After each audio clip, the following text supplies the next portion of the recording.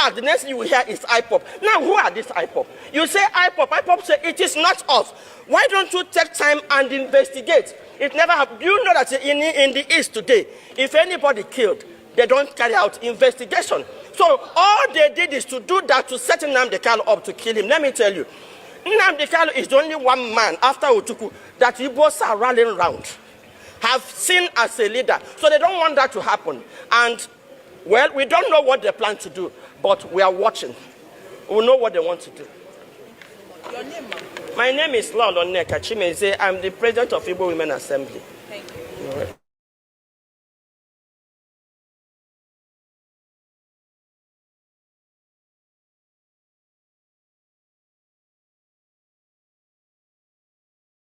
Dear friends all over the world, lovers of freedom, good evening, good afternoon, and good night, wherever you might find yourself at this point in time. I want to welcome each and every one of us to this evening edition on BTV Europe. My name is Ikem Patrick DK. It's my pleasure to be here once again. And the flyer of this program have been circulating, and I believe that many are informed that will be coming today to grant an interview to a very, very, very daring, interesting personality, and in the person of Lolo Nneka Chimezie, who will be coming on board as soon as possible. But before we proceed, I want to urge Biafrans, lovers of freedom, followers of BTV Europe, our audience, to make sure that you tune in and share this program. We are on all platforms. We are on Rapture Media. We are also on Rapture Media Extension. We are on Biafra Echo. We are on Radio Biafra Live. We are on BTV Live. And we are transmitting to you right from Veneto, Italy. It is my pleasure to have you. I would like us to take a little time to listen to the clip of Lolo Nneka Chimezie, a clip that we just played a while ago. I would like us to listen to that clip once again so Have that we'll be never able to taken responsibility for any crime. In fact, what they keep saying is that we are not responsible. Nigerian security, do your job. In fact, they went as far as, in order to blackmail IPOP, did you know that the federal government engaged a Muslim jihadist in the person of Asedi Kibo to go and guide Southeast? Did you know that the federal they broke a jail in Imo State, carried all the criminals, handed them over to Asedi Kibo? He recruited them and poured them in Imo State. Did you know that the Bubago outfit is the outfit that the federal government used to carry out jihad in Imo State?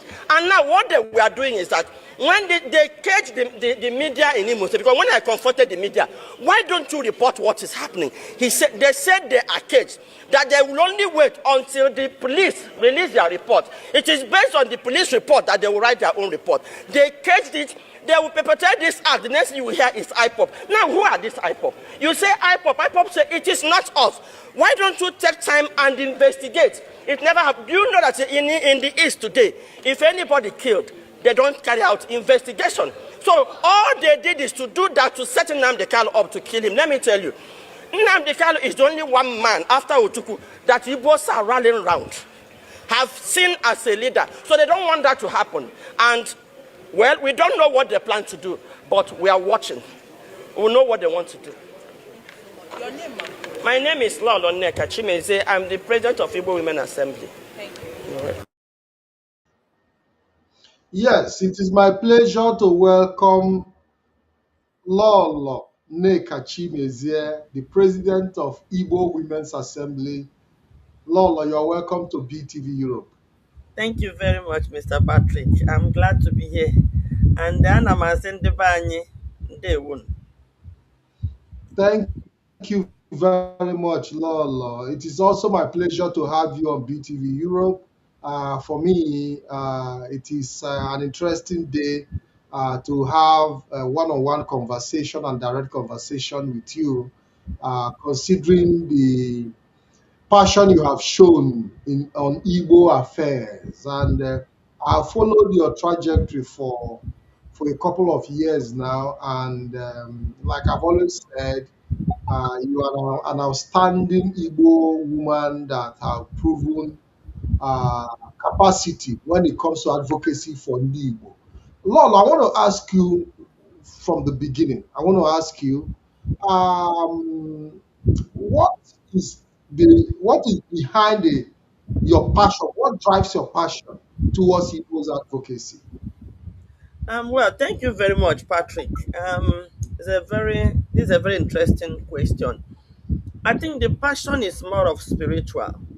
You know, I think what I do is more of a call. I didn't just start. You know, at a time I was being disturbed about the situation of Ndi Igbo, the situation of Igbo land in general, especially as it affects our unity, our language, our culture, our tradition. In fact, everything about us was falling apart. At a time in our lives, I discovered that all we do is look for money. Everything about our core values is getting lost, and there is this thing in me that gives me sleepless nights. Okay, and I was having I'm becoming more restless. In fact, at a point it was as if I'm going to run mad over this issue. You know, when issues bother you too much, you don't have peace, you are not happy, you can't concentrate. And now I started having peace when I started. In fact, I had to visit at a time a psychiatric doctor to see if I'm okay mentally. But the man confirmed that I'm okay, that this could be some kind of spiritual problems. And I met a pastor who counseled me and told me to do whatever that is laid in my heart. When I receive these instructions, I should try my best to do it no matter how difficult. And you know, it's difficult to approach people and start telling people things that bother you. But if I don't tell, then it gives me sleepless nights and makes me uncomfortable. So I approach some women, especially as it concerns our language and culture. I gathered them and I told them that I'm having this urge for us to promote our language, culture, and then preach unity among Igbo people. And these women, of course, everybody saw the same problem. Okay, so we gathered and we started what we called Onyemananwanye in Lagos. And our main agenda is our language, how to get our children, how to develop Southeast, how to get our children back to Southeast, how to, you know, bring population back to Southeast, how to promote our culture, which is our identity. So we started, and from there, that was what I started doing. I think from 2018. You can imagine I had to call my husband because we were into joint business. We are very close together, and I knew that this very call is going to separate me from him, which I felt could, you know, could actually disturb him. I even had to sit him down to discuss and our relationship, and I advised that he should get another wife. So for you to know how much I'm willing to make this sacrifice for him to get another wife, that is not fair. That I should be traveling, leaving home, because I knew the job is going to make me travel oftentimes, because sometimes I get this message and I must leave home, you know, to travel. So when we discussed it, and of course he was with me when I was having these issues, these disturbances. When he saw that when I started doing this, I'm a very private person, naturally very private, though a no nonsense taking person, a due process kind of a person, but very private. Due to my kind of life, I don't really mix with people because I can hardly stay where, you know, corruption and all this bullshit happens. I can hardly stay without reacting. So that made me very reserved, very private. Except when something is going to affect me, of course I'll come out and act. And then for myself and my husband, we've done everything together, travel together, go to church together, and everything. So with this, I knew it's going to take me away from him. So we discussed our relationship. He gave me his support, he gave me his blessing, and I started traveling all over Southeast. I in fact I started moving around to see any group I can, you know, fall into to carry out to continue this campaign campaign of unity, campaign of promoting our language, because I had this vision one day which told me that your language is going to, you are going to lose your language. And I said it's impossible. And he said, okay, look at this narrative. He did this analogy. He said, your children, that was even when I took my children speaking Igbo language very seriously. Your children, do they speak Igbo? I said, no, but they hear. He said, that's the thing. Your children can hear Igbo, but they can't speak. So, which means their children cannot even hear, not to talk of speaking. So, that was when it made sense, because we were busy celebrating that our children can hear, but they cannot speak.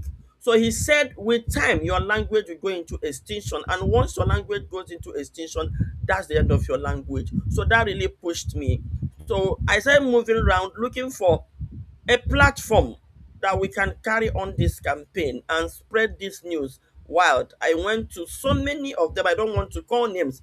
In Lagos, I keep on drifting from one organization to the other. Now, when I get into this organization, I end up quarreling with them because their agenda and what they do. In fact, I think almost all the groups were kind of political parties, an harness of political parties, but they use Igbo as a platform, to create this group, to attract government interest on them during elections. So I kept on drifting from place to place while we continue to grow our little Igbo language.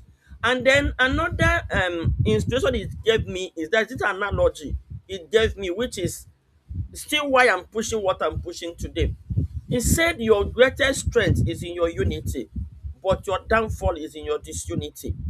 Okay, he said, if Igbos can manage to stay together in unity, you can face the whole world. But your greatest weakness is your disunity, and your neighbors, they've noticed this, your weaknesses, and they are sponsoring it, making sure you are not united. That also become a campaign I had to champion, Igbo unity, for us to stay together. And I also came to understand the essence of that unity. So I keep on moving from ADF to I was a very important part of ADF. I thought we could work with Aliwo Development Foundation, then headed by Professor Timothy Ozodema. And I realized that still yet, no matter how much they want to tell you their think tank, this thing is also built around politics. But I met this Honorable Mrs. Maria Okwo, who was the then president of Igbo Women Assembly. She was quite old. But when we started our group in Lagos, my group was pushing that we register it. I said, no, we can't register it. We must form something that will stay under one umbrella and start developing Igbo land. We can't keep on registering organization. Let us look for an organization that shares the same vision with us so that we can merge. They were like, who will be the leader? And I said, the leadership is not the issue. The issue is that we work together. Even if I'm the PRO, I can still work in the same capacity as the leader. But what is important is that unity, we must bring that unity. So eventually I met Mama Maria Okwo and we merged our group and Igbo Women Assembly. We merged and Mama was the president and I was the coordinator. Then Igbo Women Assembly was almost dead because the people that started Igbo Women Assembly were the big ladies of Southeast. People like Honorable Mrs. Maria Okwo, Mrs. Agui Ironsi, name Mrs. Ado Okwono, name all the big ladies. But again, it was built giving it a kind of political coloration, but at least they shared the same vision with us. When I read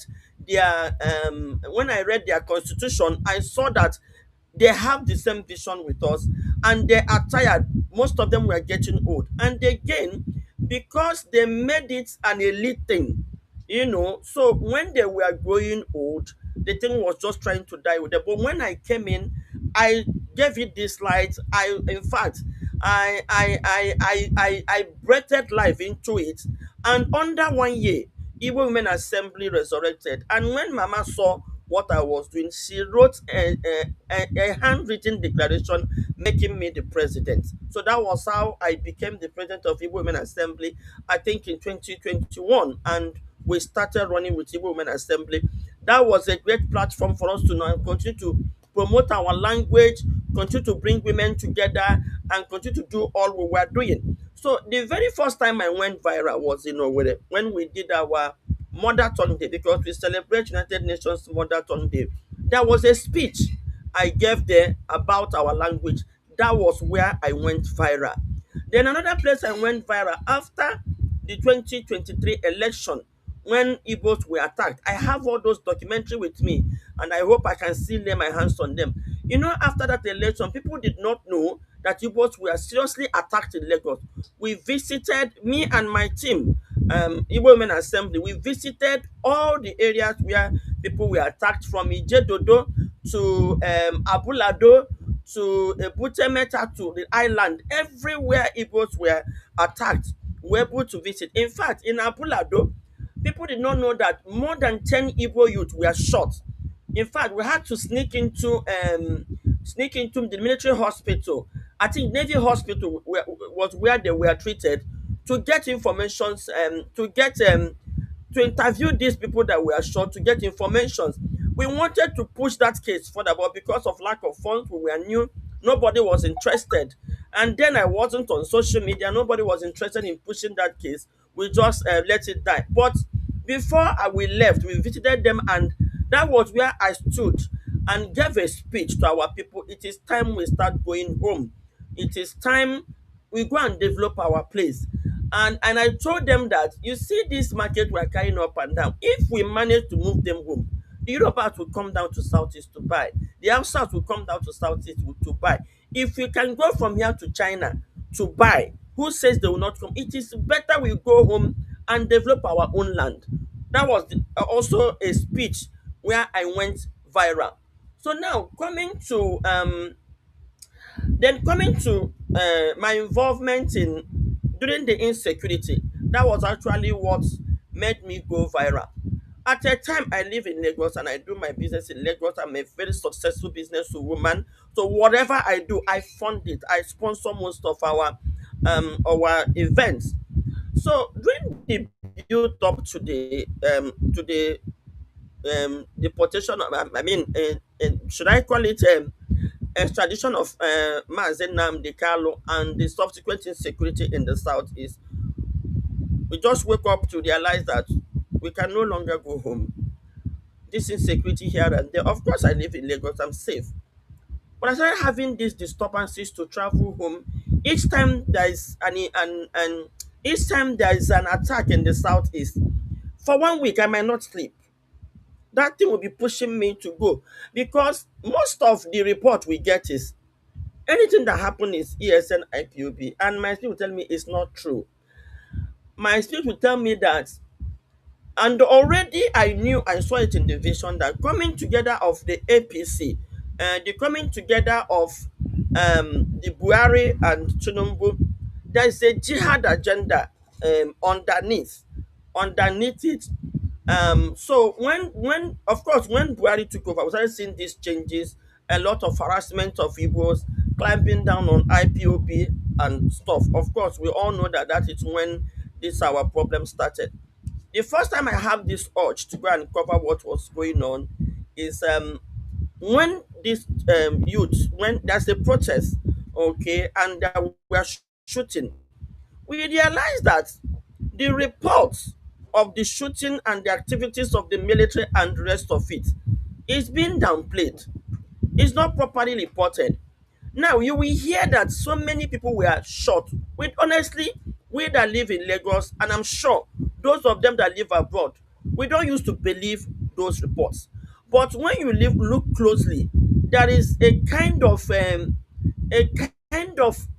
stylishly killing people and sealing it, and that was going on.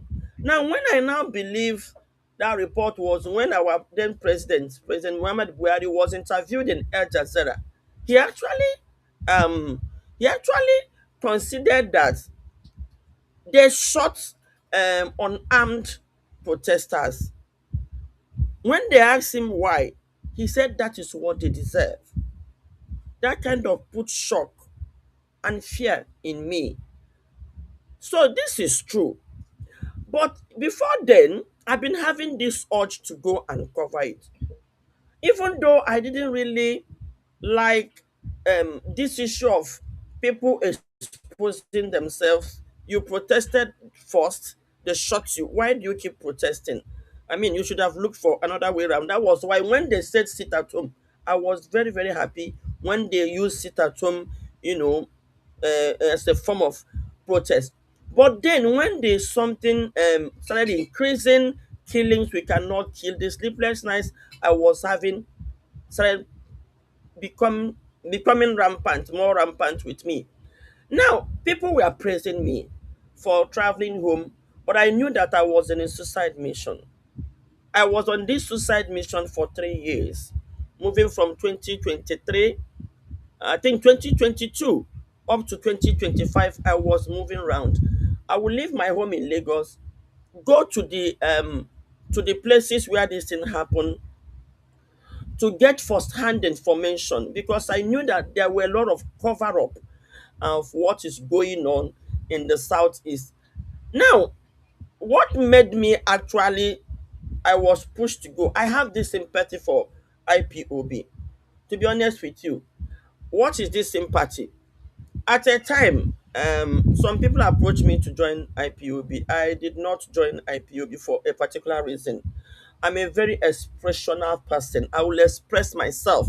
I cannot be in a place where I cannot fully express myself or I will be caged. I cannot fully walk, the way I should walk. But for the fact that for once after the civil war, after Ojuku, somebody come out and our youth were able to rally around him in that number. In fact, at that time, IPOB and Mazin Namdekal had 90% support of all the Igbos. I can assure you of that. And I was one of those that had that sympathy, that had that love. In fact, there was a day, I think in Afari Bek, in his village, where he people gathered. I don't know if Guinness World Record. I think they have it that this is the first time we are having an assembly of people, over 100,000 people gathered. I watched it online and I cried that day. I don't know whether a cry of I don't know whether it is a cry of joy, but I know I shedded tears. I saw through them the pain of our youths. I saw through them the quest for freedom and the genuinity. I saw this genuinity of the people, especially those that were on ground. They held hands together, and they were this passionate about what they do. And I cried. And that day, I swore to give my support no matter what. Though I knew there are going to be issues, but I believe that no matter what the issues are, we can as the issues comes up they will be addressed. So that was when I had this sympathy. So when the blackmail of IPOP started in the southeast, it affected me, it touched me. And then I made this analogy. I said these people has been with us from 2014, at least when we begin to know IPOB till now. We've not known them to be violent. Number one. Number two, Igbos are not known to be violent. Um, Now, all this while, there have been the ones that were being shot. We've not heard that during their protest, there was a kind of exchange of fire between them and the military. The report we have is the military shot them, the military killed them. So they can't just overnight become this violent, no matter what. That's number one. Number two, no matter what, an IPOB member, even though, IPOB as a group cannot order the killing of people in the burial, the killing of people in the wedding, the kidnapping of people. No, even if Mazen Nnamdi Kanu, there was a death sentence on him, they will not do it. So now I now ask myself, what can you contribute? What can you do? You've been having this urge to go and cover this, and you're afraid for your life. But these people has been dying. People have been dying. Do you know whether if you take this trip, it can save people dying? What can you do for your people? What can you do for your tribe? Do you think your life is more valuable than the Igbo land you claim to try to save? With all these questions, I packed my bag and I started traveling to the east, taking all those risks, even confronting militaries at a time. So anytime there is sit at home, I will cover it and I will gather the report. Then I wasn't popular on social media. I wasn't even using my social media. But there is this radio station I would like us to appreciate. And I will want you both, wherever you are, please listen to this radio station. It is Voice of the People Radio in Lagos. They knew me, they knew I walk around. So each time I travel, there's this lady, Chika Adiwo. She's a comrade. She will call me and say, Lolo, you traveled. Can you come and tell us what is happening in Igbo land? Then I will come to their radio. They call me, it's free. Then I begin to give the reports, and that was how our people begin to know and understand what was actually happening in the southeast. And that was how I became popular. Anyway, I will travel, I will come back. She will, even when I travel, if anything happened in the east, she will call me, Lolo, please, when you come back, come and talk to us. So that was it. Now, when I started traveling, I now realized that the sit at home, I covered it. It was so peaceful. I went home and I interviewed people. I realized that 70%, let me not give 80 or 90, 70% of the people supported the sit at home and 30% indifferent. The day I saw how serious that could be, that was the day we were attending one traditional marriage and three aged women were at the back seat, I was in front. And I threw this discussion. They were all in support. They said so many things, but they said something that I picked. They said we will support these children since they said they are going to get this thing peacefully. Underline that word. We will support them. And they now started reeling out the marginalization and the things the Igbos are passing through. So, any movement that the mothers will rise and support their children, even though it is dangerous, it is serious. So, with that, I intensified my efforts in trying to cover these sit at homes. Now, at a time, the blackmail by the Nigerian media. What we don't know is that the greatest enemy of Igbo is the Nigerian media, and I attack them every time. They will always turn facts. Okay, when something happened in the southeast, they would downplay it. They will even turn it around us. The way you present words is the way the listener will understand and then process it. So they use media to manipulate us. So they now use media, you know, to, I don't know, to hypen the sit at home as if the southeast is finished and all that. So I try my best to, I made a lot of publications in the press, and I warned our leaders in using force or anywhere, to do this. Monday is just one day. Let us allow it to stay. After all, we stayed for when that time we had this sickness flying around. We lockdown during lockdown. We stayed for 2 years and we tolerated it. Well, of course, the voice of a few cannot override the voice of many.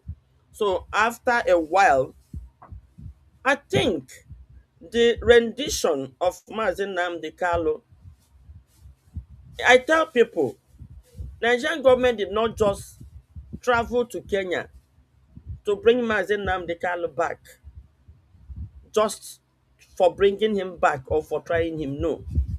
What we don't know is there is an Islamic and there is a jihad agenda. There is an Islamization agenda in Nigeria. And of course, what we don't know also is that Yoruba is considered an Islamic nation. It is silent. So Hausa and Yoruba is considered an Islamic nation. That is why you see the North don't attack the West. 70% of Yorubas are Muslim. and 30% are Christian. But you know, Yoruba, religion, they don't value religion, they value their tribe more than religion. So their tribe kind of, the value they have for their tribe kind of suppressed the religion effect. You know, in the south, is religion is what controls us. Religion suppressed our tribe and our tradition. Religion suppressed it. So religion had a larger voice than our tribe and our tradition. But in the West, their tribe and tradition had a larger voice despite the Muslim and Christian practices there. So, but naturally, the West, if you divide Nigeria, the West can pass as an Islamic nation. So that is why when Tinubu and Buhari were coming together to form APC, that agenda, Islamization agenda, was one of their agenda. And where are they going to do this? From Middle Belt down to Southeast. Then I think the challenge they have is, how do we move into Southeast? These people are very strong. We have to do it codedly, because if they discover what we are about to do and they unite and they come together, that could be a problem. So they now derived a way to move in and do it codedly and put it on us. They want to create a kind of internal problem that even the outside world, while looking at it, will not really understand what is going on, what was going on, or what is going on. So that was what brought about them going for Mazen Nnamdi Kanu and bringing him. And they know the space Mazen Nnamdi Kanu occupied in the heart of every Igbo man, that he can be a very good trap for them. If they bring him in, of course they will react. So whatever reaction they bring, we are going to attach whatever plan we have to it.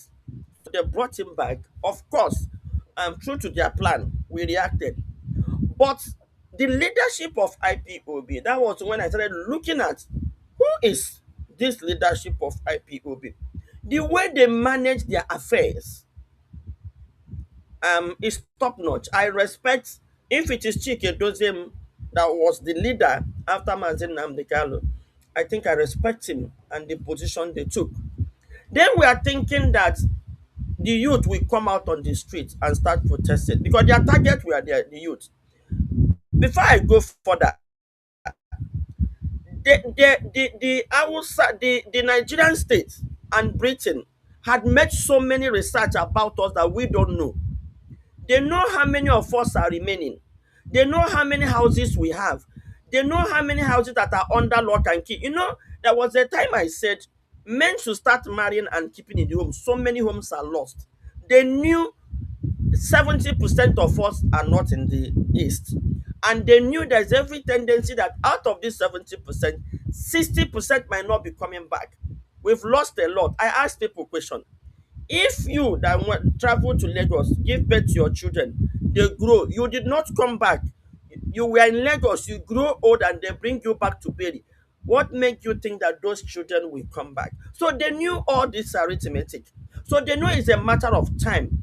But because there are some that are still giving birth at home, and then after Mazin Nnamdi Kanu and IPOB rose, there was this eye opener that made us to start looking eastwards, start investing, start getting ready to come back, which they did not like. That prompted them to put more push so that even the ones at home can be pushed out.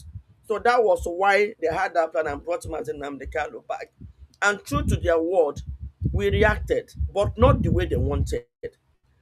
That sit at home order was a game changer. Nobody saw it coming. It has never happened anywhere in the world before. And I was very, very happy when they made that sit at home order. But then, like they planned, once they arrest Mazin Nnamdi Kanu, they will now grow parallel groups and attach it to him. Now they knew once they arrest Mazen Nnamdi Kanu, of course, somebody in prison, you can easily manipulate or influence that person's decision and the rest of it. People around him, you have so many people to work with. I think that was what happened, and that was what gave birth to Simon Ekpa. that now gave birth to what they wanted.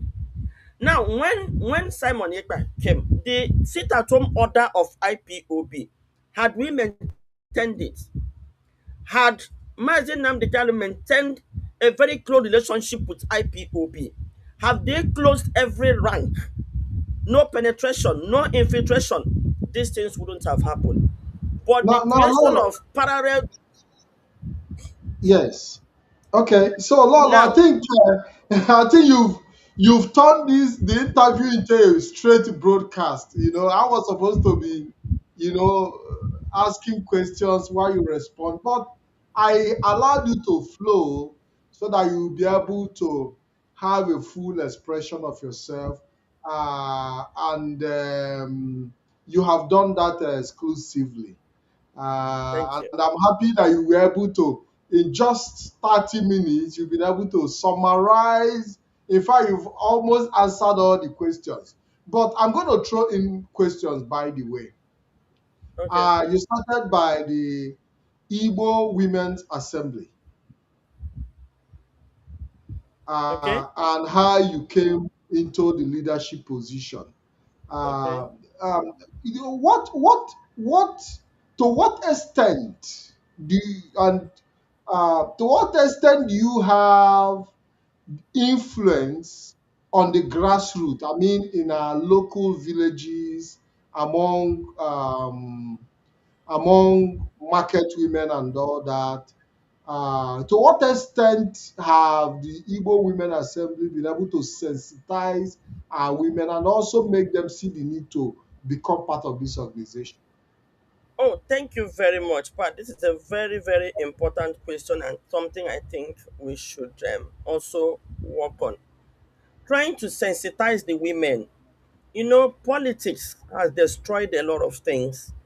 Um, Once you call women, because what we're trying to do is to go back to the basics, um, promote our culture, the the real nature of the Igbo women. Igbo women are very responsible, very hardworking, highly resourceful, homemakers, community builders. We've lost all that.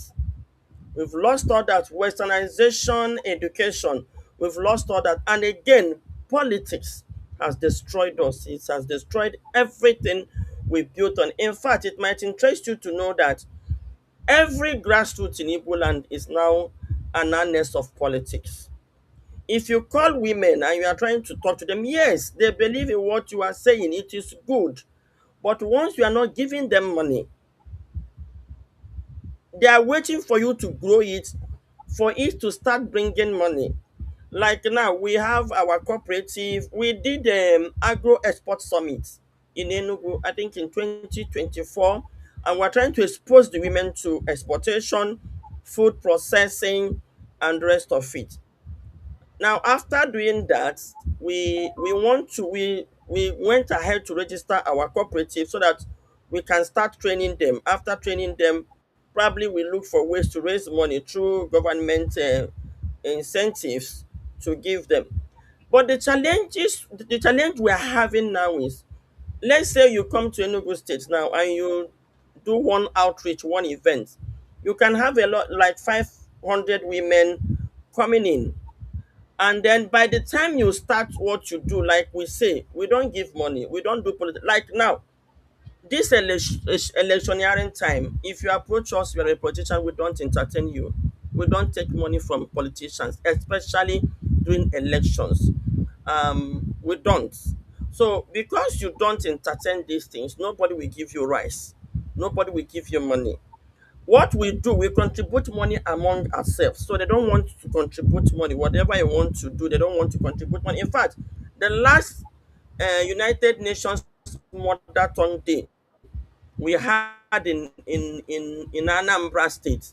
Of course, the whole women come all from the whole five southeast state and Lagos. We had to lodge them in a hotel. I had to practically beg for money, raise money from outside here and there, to be able to do that. We do our the money we contribute in our organization, we do it free with donations. If you have 5,000, if you have 10, and some of them will not bring. Now, trying to mobilize, yeah, we are now growing because we maintained our level, we maintained our standard, we must do things right. So our growth is kind of slow, but it's now growing. People are beginning to see what we do, and people are beginning to join in. Now, Iwa having a lot of effect on the grassroots. People know about Iwa. We are very popular, but women joining or people joining is not on the high. That's number one. Number two, politicians are not our friends. Okay? Because most of our publications, we attack them. For instance, now we're going to make a publication on Soludo on Udogachi. You can see our publication against the federal government during the military climb down on IPOB. We even came out on television to condemn them. We put our feet down. So the government, most of the Southeast governors don't like it. So they see Iwa as anti-government. They don't want anybody to checkmate them. They don't want anybody to talk about them. So that kind of hinder, and they have a grip on the grassroots. Okay, they have a grip on the town unions, which should be for the people.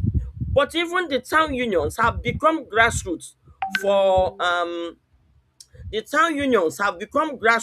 politicians.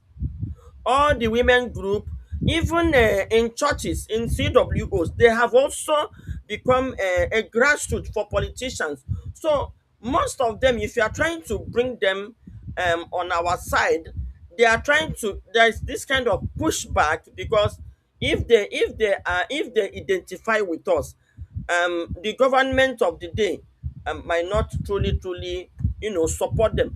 The government in the south is, they don't fight us, but they are wary of us and our activities, and because we refuse to align with them fully, so that grassroots influence we've not really had.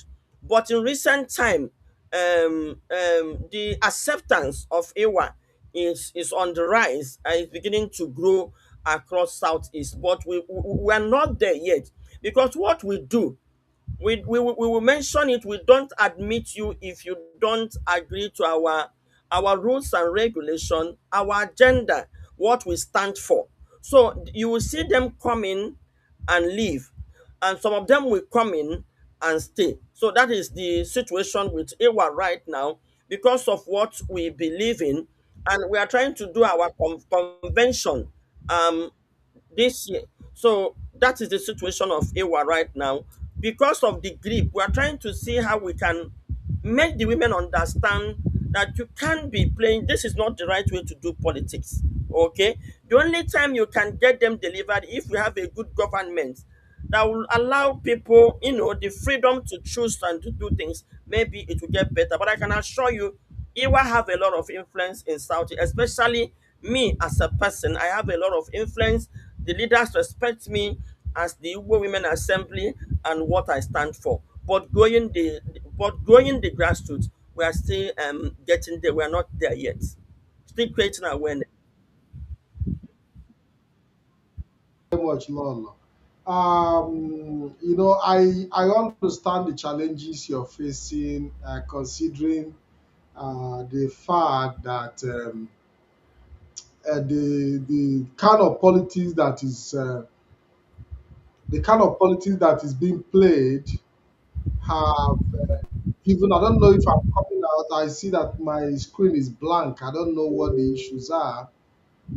Just I'm seeing you. I can see you. I can see you. okay, because I can see that my screen is blank. I'm not speaking. Yes, yeah, but I'm hearing you.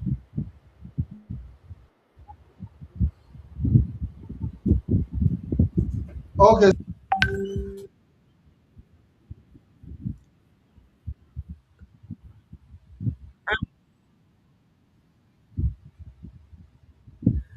I'm done with the question he asked me. Maybe if you can put another question across, I will continue.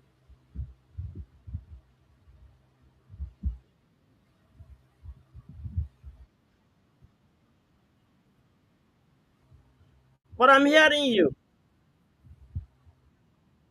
I can, yes.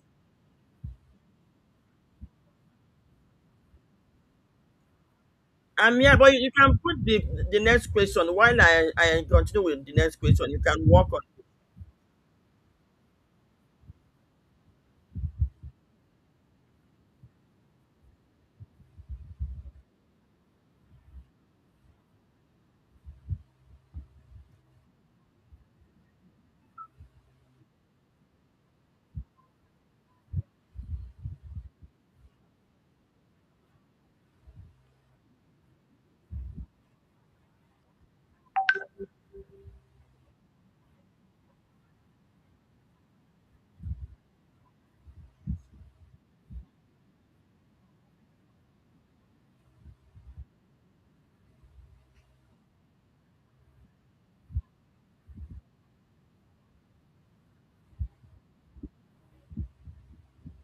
Okay, thank you very much.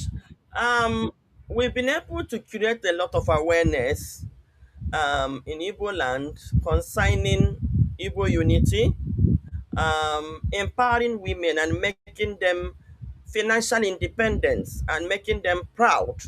And then we've been able to create a school, a registered school.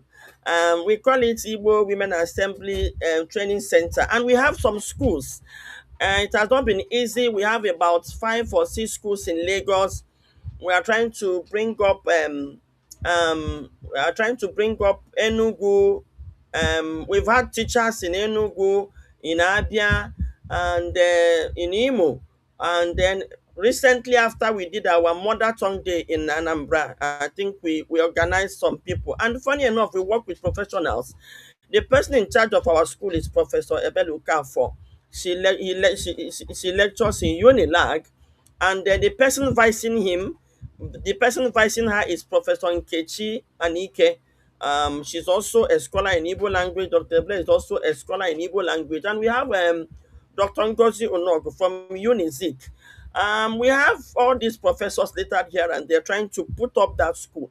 Then what do we want to do with that school? We want to create an Igbo school of our own, a school that will raise our children. We are trying to borrow from the elementary school of the north. You know what we don't know is wherever an Hausa man is born, if you bring an Hausa man that was born in Kano and the one that was born in Lagos, they're the same. That culture is there. It is through that school they inculcate that culture in them. But our challenges, our children that we born in Lagos, they behave like the Yorubas. The ones born in the north, they behave like because there is nothing that is bringing them together. Like we say our vision is to make sure we plant a school every 5 minutes walk.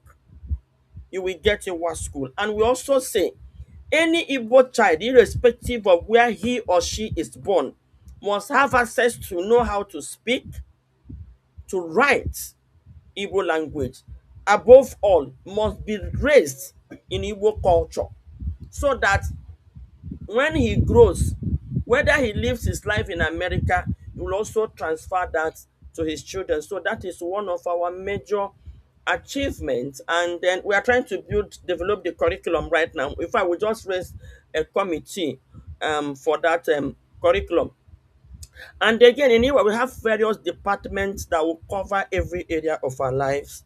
We have the legal department, we have the education department, we have the media department, we have the health department, we have the finance department, we have the business development department. So why did we create this department? We want to bring all our professionals together to see how we can develop Igbo land. In fact, if things go well, we are planning on building a research center because we believe that the enormous wealth on our own land, we've not touched them. We need to start researching. We go to China to bring goods and all that. Whatever they produce is what they got from their land. In fact, in my estate in Enugu, there is oro mud there that you can use to, mold plates. We import them from China. We have our leaves, the drugs we import from China. They get it from their leaves in their bush. Then we have so many things that we can start researching on. And that was even why we want to, our business development department is the one organizing the women for exportation, for food processing. The north, after when you produce yam, some of them will spoil. So if we can go into food processing and then we export, in those days, it is the women that runs the economy of Southeast. They are the business, they are the traders. And I'll prove it to you. Our mothers in those days, what crop do men plant? Only yam. The mothers plant maize, they plant melon, they plant cocoyam, they plant, then during harvest, I've not seen any man harvesting pear, harvesting palm fruits, harvesting. The mothers will harvest, go to the market, sell, and bring food. Sometimes when they say the man is the breadwinner, I say it's not true. At least in my culture, it's not true. The man provides and the woman is the breadwinner. The man provides the land for the wife help her to cultivate it. The woman plants everything. Before the man will harvest his yam, the woman have harvested her ugu, have harvested her corn, have harvested other things, and then she will take it to the market and sell and bring food. For the man that provided, he will have the lion's share. That is the setting of Igbo people. Now, what changes that when westernization took over, and then we start going to school and we start getting white collar jobs, that narrative, we lost that narrative because the church also came to tell us that any man that cannot provide for his family is an infidel. Then they forgot to tell us what the woman does. So a woman will be working, receiving salary, and will now use her salary to buy 500,000 naira bone streets and heap all the expenses on the men, which is not right. And it's part of what we are trying to correct. We want to build back our culture, which I think is the best in the whole world. Okay, so this is part of what we are doing, trying to bring us back, creating all these departments. Today, we die anyhow. We even have the population department. A 40-year-old man will die, we go and bury. We don't no longer ask questions. Why are we dying young?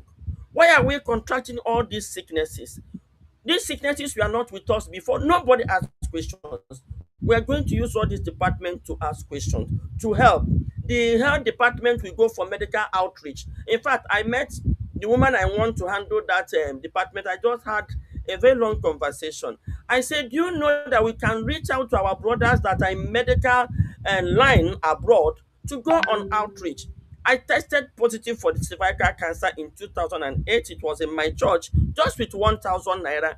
I was able to diagnose, and I went for the pap smear, and today I'm good. We can do that in the villages. Take this thing to the villages, get those women tested for breast and cervical cancer, outreach, and all that. We can help ourselves. We can also come together to build hospitals. We have money, but nobody to coordinate us. So these are the things Ewa is doing. Although these things are the embryo stage, number one. Number two, we don't have funding, but we are pushing. We are getting better by the day. So these are parts of what Ewa is doing, and again, creating awareness of our this our language going into extinction. We celebrate United Nations Mother Tongue Day every year. And this year's one was so beautiful because we had a communique after at the end of the event, and that communique is that we must reach out to our governors to enact some laws, okay, some laws that will strengthen our language, like telling schools. Of course, all of us went to school. When a teacher would tell you if you speak Igbo, that is actually crazy, and you pay money. That was how part of how we lost our language. What if we reverse that law and say after school time, let the children speak Igbo, okay, and then okay. Bọs na-aka agba mbọ ịsụ asụsụ, ndị nọ n'ụlọ na-eme agba mbọ ịhụ na ha nwa na-asụkwa bekee, anyị nọ mba ofesi na-agba mbọ ịhụ na anyị nwa na-asụ Igbo, nke bụ na anyị nwa bi mba ofesi na-enwe nkasi obi na wee ndị nọ n'ụlọ na-asụ, anyị amaghị na ndị nọ n'ụlọ anaghị asụ. So etu a ka Igbo ji wee chọọ ikpochapụ. Enwere research anyị mere wee chọpụta na Owerri nke a mere anyị ji wee pụtata ihe ebe a. Nwatakịrị nọ from 1 year to 10 years, ụmụaka nọ from 1 year to 10 years, ada anụ Igbo nyafọzi ịsụ ya asụ. Quote me, onye ga-challenge m bịa ka anyị mee challenge. Maka oge m bịa n'Owerri a gaa na nke nwanne m rahụ wee fụ na ụmụ ya ada anụ Igbo, m wee gbaa n'aka. Abịa m n'Owerri a na-eme duru ụlọ ole m ga mkpa aka n'ụlọ mmadụ kọwa onwe m buru oche nsị gị na ụmụ gị ọ na-asụ Igbo. Ịjụ ajụjụ ọ dịka ị na-ekwu arụ, ọ dịka isi n'ụwa ọzọ bịa aka na-akọ akụkọ Igbo. The expression m na-afụ n'ihu ndị mmadụ ka ekwe nke nwe ụmụ gị ọ na-asụ Igbo. Ọ mgbe m bịa kọwa onye ahụ ewe erote n'ọrịghị ụzọ ka ọ na-agaghị ma ya ada na-asụla akụziri ụmụ ha Igbo. Enwere ofe ajụjụ m na-ajụ nke enwebeghị onye sara m ya. Ajụjụ m na-ajụ bụ, ị nwere ike ịgwa m ihe kpatara na ede asụrụ nwa gị Igbo? Ajụjụ ahụ na-akụtụ nwaanyị ọbụla n'obi. maka na ọ na-edo ha anya na enwero any single reason kpatara ha ji ha da asụrụ ụmụ ha Igbo. Njọ ị na-asụ Bekee ọfụma asị m ị na-asụ Igbo ọfụma asị m nsị kedụkwa n'ihe o jiri dị gị ka nwa gị sụwa Igbo ọ ga-asụ Bekee. Mana ka m jụọ ahụ enwere ihe uru dị iche Bekee ma na-aba ewezụga iji ya mee kpaa nkata ma onye ada asụ Igbo gị na-ewere ya kpaa nkata ma ọ bụ ị na-arụ ọrụ oyibo i were ya na-eme atend maka Lagos aha ibe ị gaa n'ọfịs ndị Yoruba nọ ịma abịa na ịgụ akwụkwọ ha ka anyị agụ ọfịs ha nọ ịma nnụ ya Bekee mana ịbịakwasị ha sọrọ gị isi danụ tupu ha na-asụrụ gị Bekee. To them Bekee wụ a second language. Asụsụ ha ka ha mkpa nyanwa ka iji wee sị mba ọ dị mma ka anyị jezie n'ụlọ kwee kwa ka ọ ga-adasi ụdị ike ka onye ọbụla nọ. Ndị ihe ọzọ mere egwu ji wee baa anyị ahụ shie nne anyị ji wee gbara ọsọ lọtawa n'ụlọ abụọ na nyocha nke ndị United Nations nyochara n'ikpeazụ a na mbụ ha ọ fọrọ ogo 25 ka Igbo kpochapụ. Mana nke a bụzi na Igbo language because dịka cancer nwere stage 1 to 4 Igbo language nwere stage 1 to 11 o ji ekpochapụ. Na nyocha nke kịta gosiri na asụsụ Igbo nọzi na stage 8 out of the stage 11 of language extinction. Mwa na onwe m na-ekwu na orugo stage 9 maka ka o si aga n'Owere anyị nọ ihe ejizi azụ ahịa wuo oyibo, ihe a na-asụ on the street wuo oyibo. Enwere ọtụtụ ndị na-arụ aba ịgwa ha kwụrụ ọtọ si na ọ bụ asị na ọmanfu wee jụọ ha ị nọ na be gị mara na ọmanfu enwego ka isi wee gbagharịa mee nyocha ma na ọmanfu maka na mụnwa na onwe m emego nyocha ezigbo egwu na-atụ m egwu ewee baa m arụ igwu na eziokwu ego niile m na-akpata n'ụwa ma bụ n'ihe a ka ọ na-aga. Oge ụfọdụ ana m ebewa akwa bikos amaghị m ma ego m ọ ga-eduruzikwe m ebe ọ ga-eru. Ọ dị ikechi ịgwụ m enwere ofe ajụjụ mmụọ m na-ajụ m na-eme ọjọọ m ya bụ ajụjụ ma okpofu ma ihe niile na-eme m nkulie ọ na-akpọ m afa mbụ mmụọ m sị m Nneka ị ma na ọ bụrụ na asụsụ gị foo enweghị ebe a ga-enwe in history that onye dịka gị gafere na the surface of this earth. Ọ sị m na asụsụ m foo it will never be in history that you ever existed as a human being. You ever walk the surface of this earth as a human being. Ọjọọ ma ajụjụ ahụ ọ sị m kawa ahụ mebe onye ị ga-eme mgbe ị na-ekwukọtala ihe a ndị ọzọ ga-anụ wee tinye aka ịfụ na asụsụ n'ala.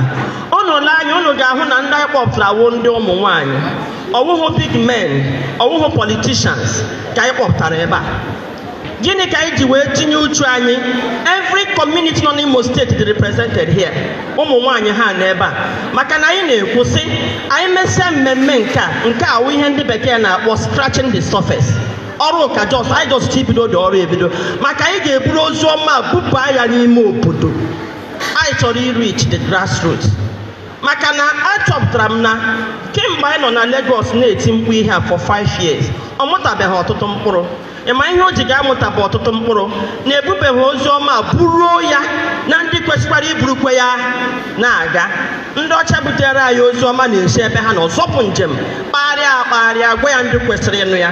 Ya ka ụmụ nwaanyị niile na-ebe a si n'obodo dị iche iche ndị Aba ana m ekene ụnụ ka unu si wee rụọ ahụ ụnụ ụka bịawa njem a. Ndị Ụmụahịa nọ hịa ndị biko kọọranụ ndị Aba ndị Ụmụahịa na ndị si ebe dị iche iche kwuo maka ihi na asụsụ ha dị ha mkpa wee bịa ebe a. Wow.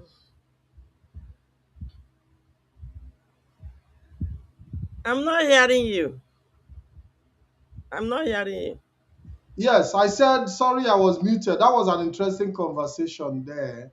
I can Yes. Igbo in this program, but we have a I vast know. I audience know. I globally, understand. I non-Igbo understand. speaking audience Audience. all over the world. So it's important that we use general English. English language to be able to. Ordinarily, I would have far because the way you spoke Igbo and the way you try to convince Igbos to focus on their language is something that what is worthy of emulation, considering the fact that the Igbo language actually is going on extinction. You talked about the amount of resources, personal funding you have made in this project. How is that affecting your finances, Lolo?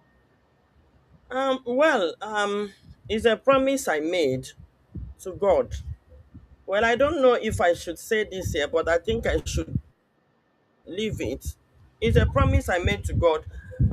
Because this particular Owerri event, that was when I was building my real estate in Enugu State, and I was supposed to start work, and I have just small money to start that work. And the funny part of it is, if you are doing these things and you try to raise money, I'm not very good at begging. Probably I don't know how to beg or how to ask people for money. And then if you're not a politician, you don't support them, real support them, nobody talks to you. So we couldn't raise money we needed. You can see the crowd in that place and the rest of it. So it really touched me, and I had about 5 million in my account, and I want to start that my work. So money was not forthcoming, and we have 2 weeks to go. And it really, really affected me to the point that I actually had a high BP. And because I don't have it, and my doctor cautioned me, I went into my room on that day and I said, well, all these disturbances, Shebi, if this my money finish now, I will rest. If I don't get money, Shebi, I will rest. So the next day I went and transferred 3.5 million out of the 5 million I wanted to use to start my work, so that we could. That was what I said. If I want to get tired, Mom Gasim Nneka Jisike, you are doing it for yourself. You can see that phrase. That was actually a conversation I had in my room, and I transferred that 3.5 million and for us to have that event. That very night, somebody I was chasing for a very long time to buy land for me transferred 5 million naira to my account that very night. And the next day he transferred another five, and I had 10 million.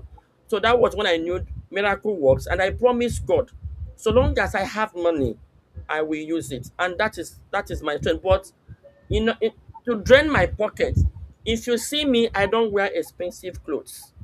I don't wear expensive jewelry. I try as much as possible to curtail the way I live my life so I can save money.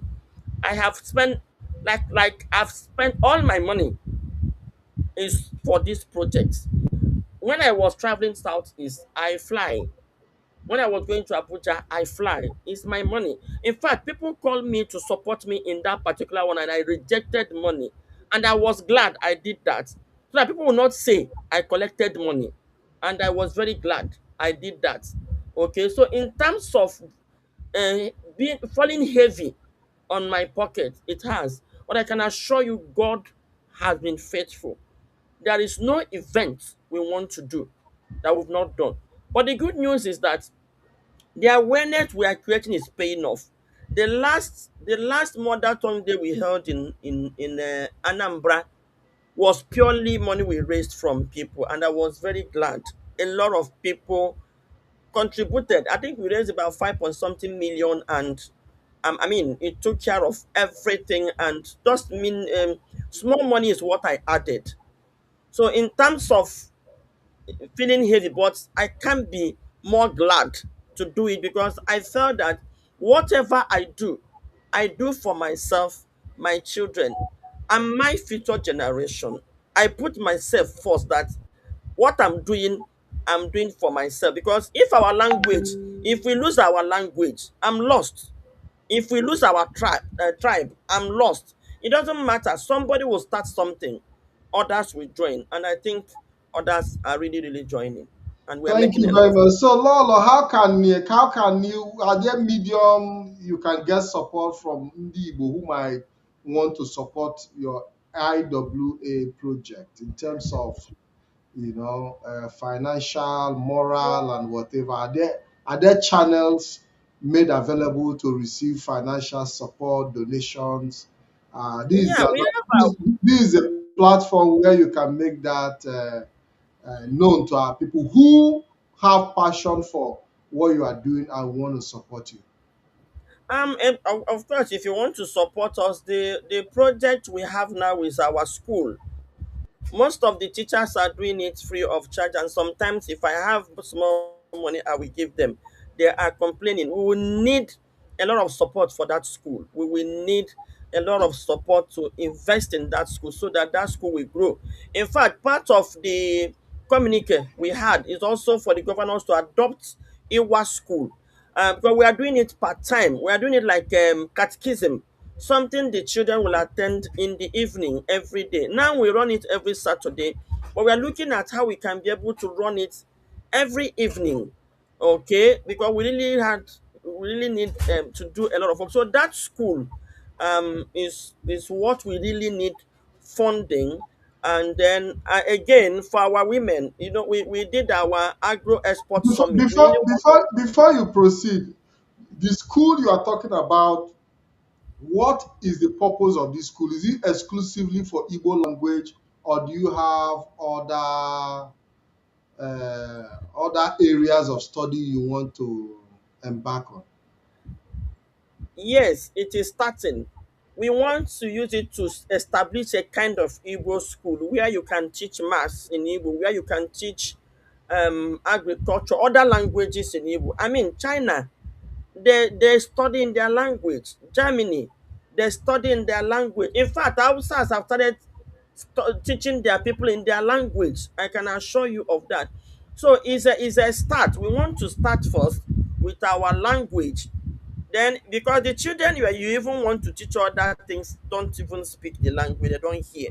So we want to first of all start by teaching them the language, how to read, how to write. And as we proceed, of course, other things will follow. But what we have in mind is to kind of develop an Igbo school. I will tell you an interesting story. When I was growing up and we were doing agriculture, I'm really, really a very inquisitive somebody, even when I was a child. You don't just tell me something, I must try to look at it, balance it. When we are doing agriculture and we are doing botanical names for leaves, I started protesting. We will go and cut leaf in our bush and bring it to school. They will tell us to do a kind of album. In that album, you will write the botanical name of that leaf and then write the English name. Me, I was asking, how can I be writing a botanical name of a leaf that has something it does in my language in my language? Then I will write it in English and botanical. Why don't they at least put Igbo language? What is the essence of this? Then I said they are manipulating us. They want us to forget about ourselves. When we are growing up, there are leaves you can use to do certain things. Even me at my age, I've forgotten it. It's obvious the children growing now that are not hearing Igbo language is also that even prompted me to make sure we establish this school so that we can drag our children back and teach them these things in our language and develop them in our language. Quite interesting, Lord. That is a very, very big vision. And I believe that definitely support is going to come, because I know that Igbos are passionate people. And when they see good thing, they like to embrace it. And what you are doing is quite commendable. Now, you talked about Igbo unity. In your earlier, assertions, do you think that Igbos are divided, or we just needed to do more to unify ourselves? In your own opinion. Yes, Igbos are divided. We are scattered. We are divided by the church. We are divided by even school. We are divided by interests, business interests. You can't just call us together and bring one agenda. And can't you see, over time, Igbos is a tribe that had the biggest groups. If you want to start calling different groups in Igbo land, I think you can have up to 150. What I say is Igbo bụ ewu adị mmadụ 100 akwanye nne mana agụụ na-agụ ya. We have all these groups claiming to be for Igbo interest, and yet we are where we are today. There is need for us to unite at least under one umbrella and have agendas. I'll tell you about the Fulanis.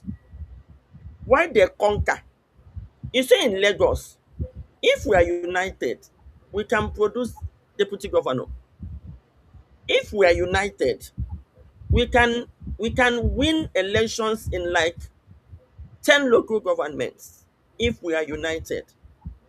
You know, when they say Lagos is Yorubaland, that's bullshit. Lagos is Nigeria. How did the Fulanis conquer the North? And they are the minority. It's simply unity. The agenda, everybody key into that agenda. But for Igbo, bring out one agenda. Look at IPOB, for instance. What are we doing with it? This is a group we can fix, what's a whole lot from and help them to grow. What are we doing to it? So we are not united at all, and that unity is something anybody that says I'm Igbo and I have Igbo interest should start thinking towards that direction. If there is anything you are doing that is undermining the unity, you better drop it and start talking about the unity. Why these people are in our land rounding us off is because we are not united, and they will not allow us to be united. But I used to say something. Mmadụ ọ na-adị ka ihe eji kọ ya ọnụ. Onye a na-achọ ọchị, ọ na-achọ onwe ya. I think it is high time we all wake up and rise and drop. There was something I was telling people online. I said, even if you hate me and you hate the things I say, but there is what is called common interest. Even when you are talking about somebody's common interest, because he perceives that you are not on his or her team, he will attack you. So we've been so much brainwashed by the church, divided by the church. We've made the enemy of each other by the church that should unite us. Education, unko. A professor will call his brother an illiterate, even when you have a school certificate. Even when you are, because you did not go to the university, somebody that one is also something dividing us. They will call you illiterate. You know, a lot of division here and there. We need to come together as a tribe first, as a Igbo first, before any other thing. Until that is done, I think we're in problem, to be honest. Okay, Lolo, quite understandable. I, to some extent, agree with you that Igbos, yes, to some extent, we love ourselves, but I think we, Exactly. yeah, but I think we need to do more in the areas of aligning our interests. Because when we talk about love, love is are two different things. You know, when you talk about love and interest, so I believe that we need to look more on, on the general interest of Igbos, because that we do not push that we are divided along interest does not mean we hate each other or we don't love ourselves, because when you also look at what politics have done in Igbo land, you see how political parties have also played role because of In the interest division. in the division. So I think we need to do more of a orientation program to make our people understand that our focus should be more on the interest of the Igbos, and less on personal interest. But you know, you cannot, as a result of people pursuing their personal interest, say that there is no love. I believe that we love each other. It's just that we need to do more in aligning with the Igbo interest rather than personal interest. Now, because we should be Now, rounding let up. me help, Okay, yes, go ahead, Lord. let me let me help you. Let me help you, Mr. Patrick. Now, I'm not saying, in fact, in the whole Nigeria, Igbos love themselves best. I tell people, no tribe would have gone through the war, the civil war. After the civil war, the marginalization, the treatment we have, that will even still stay together. Now, the division division. Why we are not united? Discovered that the only thing that could make this tribe stand the Nigerian state for 3 years and nearly won the war is unity of purpose. So you can, if you watch, immediately after the war, they begin to division. They begin the division conquest. They started dividing us by states. After dividing us by states, they start dividing us by appointments. Before you are given appointment, you will be given Lolo, before we conditions. even go into a state division, we already had a regional division. Where you now have the sum of some Igbos put in southeast, some put in the That's middle that, belt, and in and fact, some yeah, I'm yes, and I'm others put putting in the southeast. I'm putting so-called yes. south south. I'm putting old southeastern state. I'm not dividing it now. I'm joining them together. That is where the division started. Now I say that the division of states is only done for the Igbos. The Yoruba doesn't even understand states. You will never see a Yoruba man come out and say, I'm from Ogun State. Once you are Omoba, grandson of the soil, once they come to any place, Omo Yoruba Lemini, that is it. And nobody will ask you which state are you from. In church, they don't know the state. So it is they divide the state creation was meant to divide us. And we understood it that, oh, they have divided the state. I am here. I am here. Even the north. If you come out, if you're an Hausa man, come to where Hausa people, nobody will ask you, where did you come from? Once you are Hausa, you are Hausa. So this division, it was a gradual process, putting pressure on us. Even in doing business, they had to put pressure to make sure they instigate another Igbo man against another Igbo man. So the majority of this division over the years or over time was the pressure the Nigerian government was putting on us without we knowing and understanding it, or we knowing and understanding it but can do little, to stop it. Yes, we bought into it, we had to survive. We survived. Now that we have survived, I think it is time we come back. For instance, we blame our politicians. If you are working in the bank and two Igbo people, if you speak your language, you can be transferred or sacked. But a Yoruba man and a Yoruba man can be speaking their language in the same bank and nothing will happen. If you're a bank manager and you try to give a contract to an Igbo man, you can be sacked. Or an Igbo man, we complain. If you meet an Igbo man in an office and speak Igbo, you will not respond. He has to save his job. Okay? So these things started. Then you that went to meet your brother in the office and he did not speak, you speak Igbo, he did not, you'll be angry. And there's a division, there's a gap there. So the same way, if you are doing business, you go to the port, they are marginalizing you there. The same way they are treating our politicians too. If you go to the National Assembly and you want to push Igbo interest, they will not put you in a committee where you will make money. So it's all round. Now that we've discovered this is something we will come together to fight.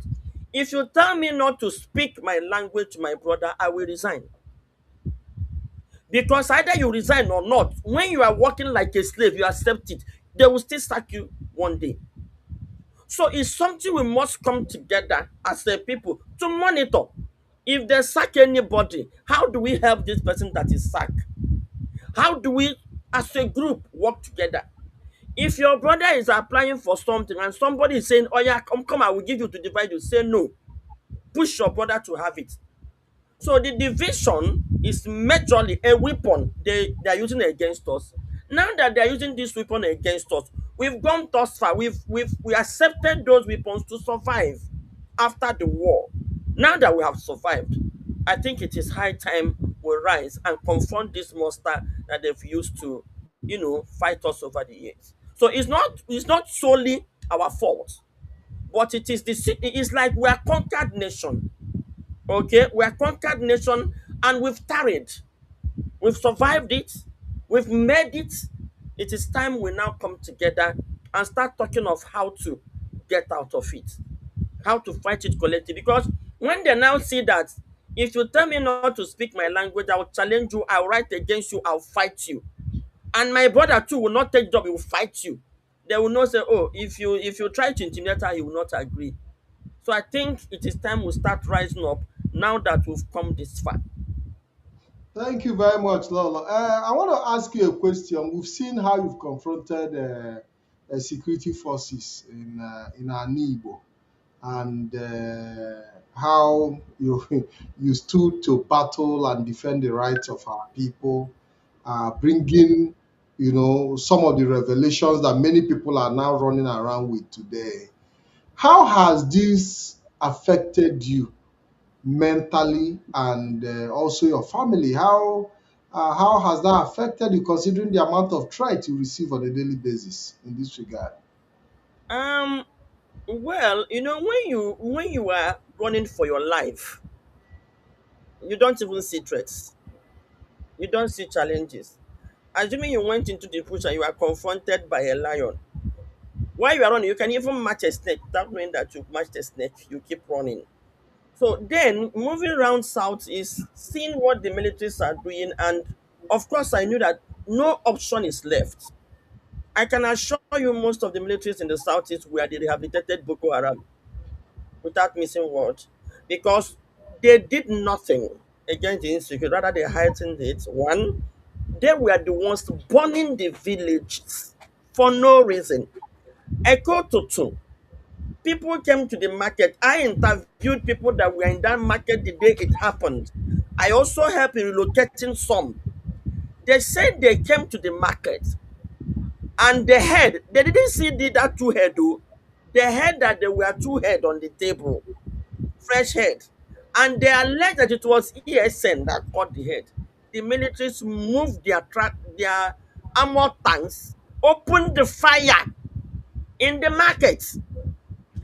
I heard that there 70 people were shot. And then they didn't just stop in the market. As they are shooting, they are burning the market. In fact, one woman said it was that day she knew that rice can burn like fuel.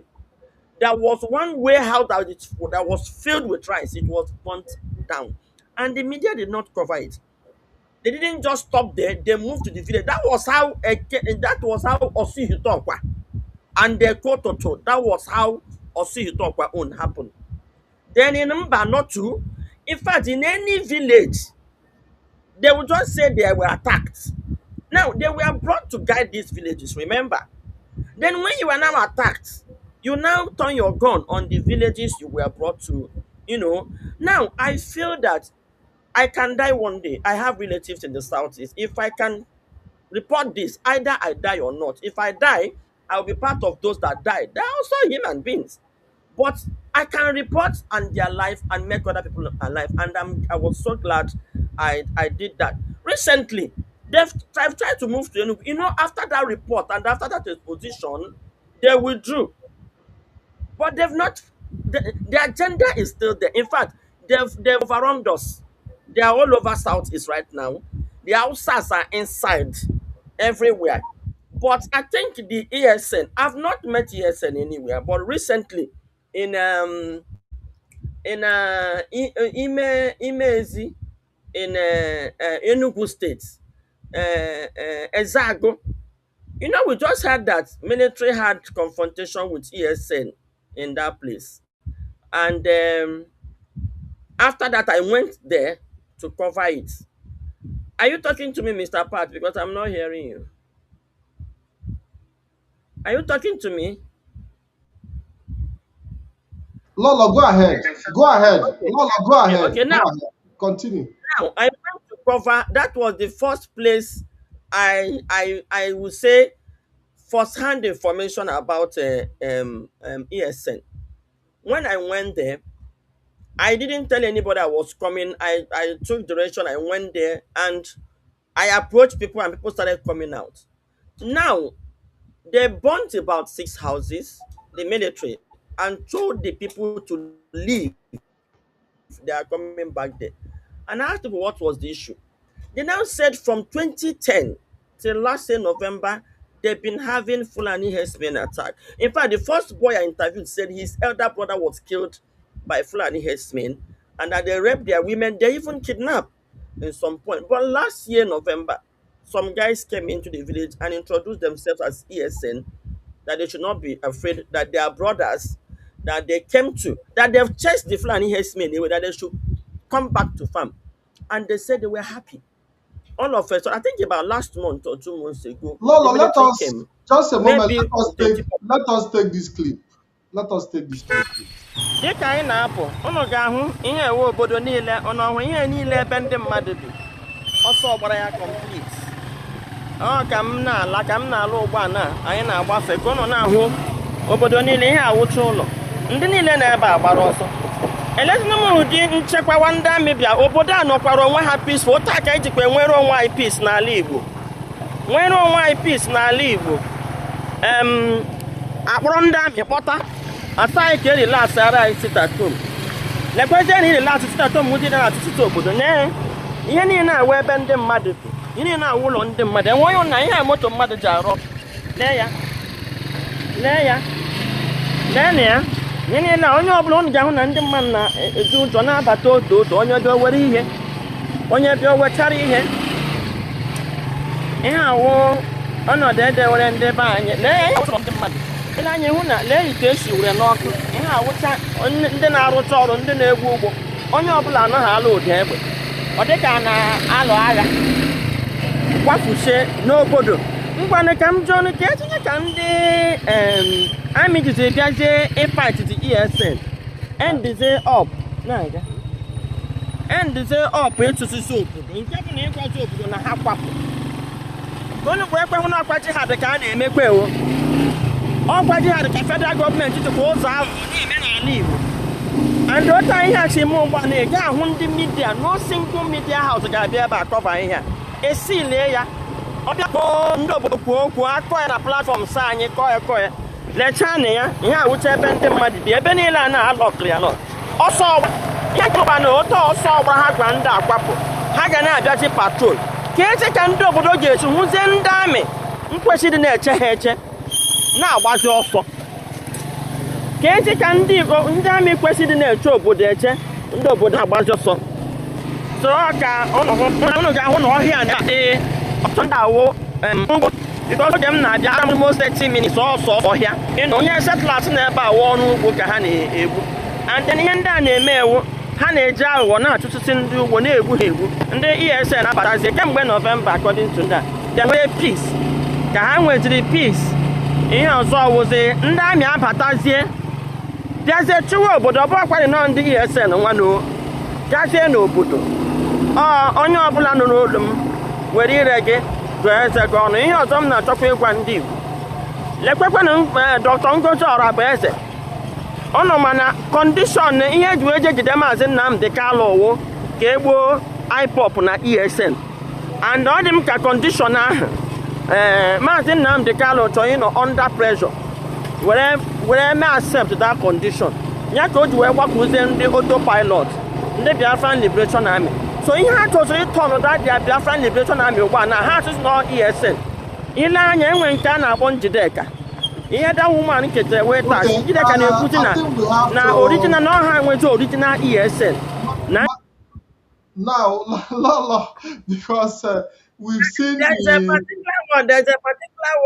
a particular one I would like you to play where the locals actually spoke. If you okay, can play that. I don't think if we have that clip Okay. available to do, because we cannot play all the clips that Yeah. you've done. No, I You've done a wanted very people, I wanted people to see from the horse's mouth, yes. for them to narrate what their experience. And let me shock you, Mr. Patrick. Do you know that it was because of this report federal government sponsored that news about me? You think that news about me? No. I released this thing in the morning because it was so damaging. Do you know why? They have been blackmailing ESN. Now, Fulani herdsmen will attack people, army will not come. This is the first time I am encountering where ESN was working. And the locals confirmed that for 15 years, they've been under attack by Fulani herdsmen. And I asked them, have military come in here to save you? They said no. Now, ESN came in and chased Fulani herdsmen away. Now the military now came to chase Fulani ESN away. Not just that, they begin to burn the villages. It was so damaging. If you watch, there was a reshuffle. That week, there was a reshuffle in the military by the federal government. Now, I released that news in the morning. Under 2 hours, the news about me and the MNK and the rest was all over the place. That news was sent to everybody's platform at once, so people reacted at once. So what I did was, I got the message. I understood what they were trying to do. I retrieved.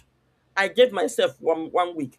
Immediately after that 1 week, I pushed that report back again. And I'm going to pay 50,000 naira to sponsor, to advertise that report very, very well so that it will go viral. Yes, we know that you took a very short break, and how was it for you taking that short break off media? You see? We knew that you took a week off media to attend to other outstanding personal issues. So, how was it for you? Did you revitalize yourself mentally? How was it for you? Refreshing? Yeah, for me, for mentally, I'm a fighter. And especially, when you are speaking the truth, when you are fighting for the truth, all you need to do is to be patient. At a time, the truth, you can't cover it. So for me, I have never shown any sign of fear. In fact, I will stand and keep on saying what I'm saying. But because of family concerns, everybody was concerned about my safety. I think it was more of my safety. And I was particularly very upset because I told people I went on a suicide mission in the southeast for 3 years, facing all manner of danger. I mean, this is social media. If you go to my platform on March, there is a video I made and I said I'm going to be under serious attack because the topic I'm going to be discussing is so sensitive, especially to my people. Okay, so I saw it coming. I know it will come. Mentally, emotionally, I was ready for it. I never knew that people close to me are not on the same. I forgot I have loved ones that loved me, that will show concern from all over the place. From where I'm married, I'm very popular and a very good woman. People consider me good and people value me. Wherever I am, people value me. Okay, so there were this concern. And then, of course, my husband, for the first time ever since I was doing this, was very, very concerned. And I had to take that break to assure him, to calm him down, to calm. My children were even the ones that calmed my husband down. They told daddy, oh, now this one, when we were afraid for mommy, don't go. This is just come out from there. Because when I was traveling to the east, my son will always call me, where are you? Do like this. I saw you reporting there. So how are you living there? So it's like my children are even used. So when the social media own came, for them it's even better. It's happening on the social media. But for my husband, so but they calmed him down and family members came around. So I just took that break to assure family and friends that I'll be okay. And I explained to them what actually happened. Okay?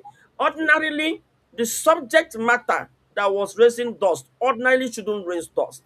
But the way and manner, and that is why I said we Igbo should be very, very careful. The Nigerian state manipulate us with media. They will give us what they want us to hear. They will give it in a manner that they know if you give it to them like this, they will react like this. And they got exactly what they want. Why? This woman is very important to the Igbos. They knew they've been targeting me. They knew the news I give. They knew I'm dogged. They knew I'm not afraid. And they knew above all, I am being very, very careful. I don't report what is not real. Even if they should catch me, I can defend myself. So they use that very opportunity to sell it. They paid handsomely. Like now, if I pay 1 million naira to sponsor my news, you know what that would be? They will bring it to your doorstep. Now, ordinarily, that news where that people will share, people, nna nke a Lolo Nneka na-emekwa n'otu it will go. But everybody saw it at the same time, reacted at the same time, it became news. Okay, that was exactly what happened. So because I understood what they were doing, I said anyway, it's a matter of time. my people will understand. And they know I will never, I respect Mazin Namdekalo. I'm one of the promoters and defenders, so nobody will take that away from me that I have paid my dues in defending Mazin Namdekalo. Okay? But I Now, maintain. yes, Lolo, I uh, would like to, because we remember when journalists went on the ground to carry out investigations on news. But in recent time, journalists no longer step out of the studio. So, are you covering that gap consciously, trying to bridge the gap of the value of journalism that have been lost? Is that what you are doing? Exactly, yes, exactly. Not that they don't want to step out, they are caged. You can't report things anyhow.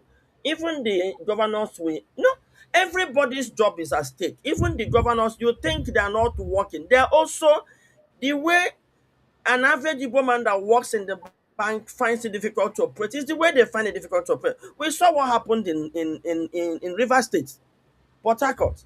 Why did they declare state of emergency? So if you mess up, they will declare it and nothing will happen. So whatever the presidency say, they kind of obey.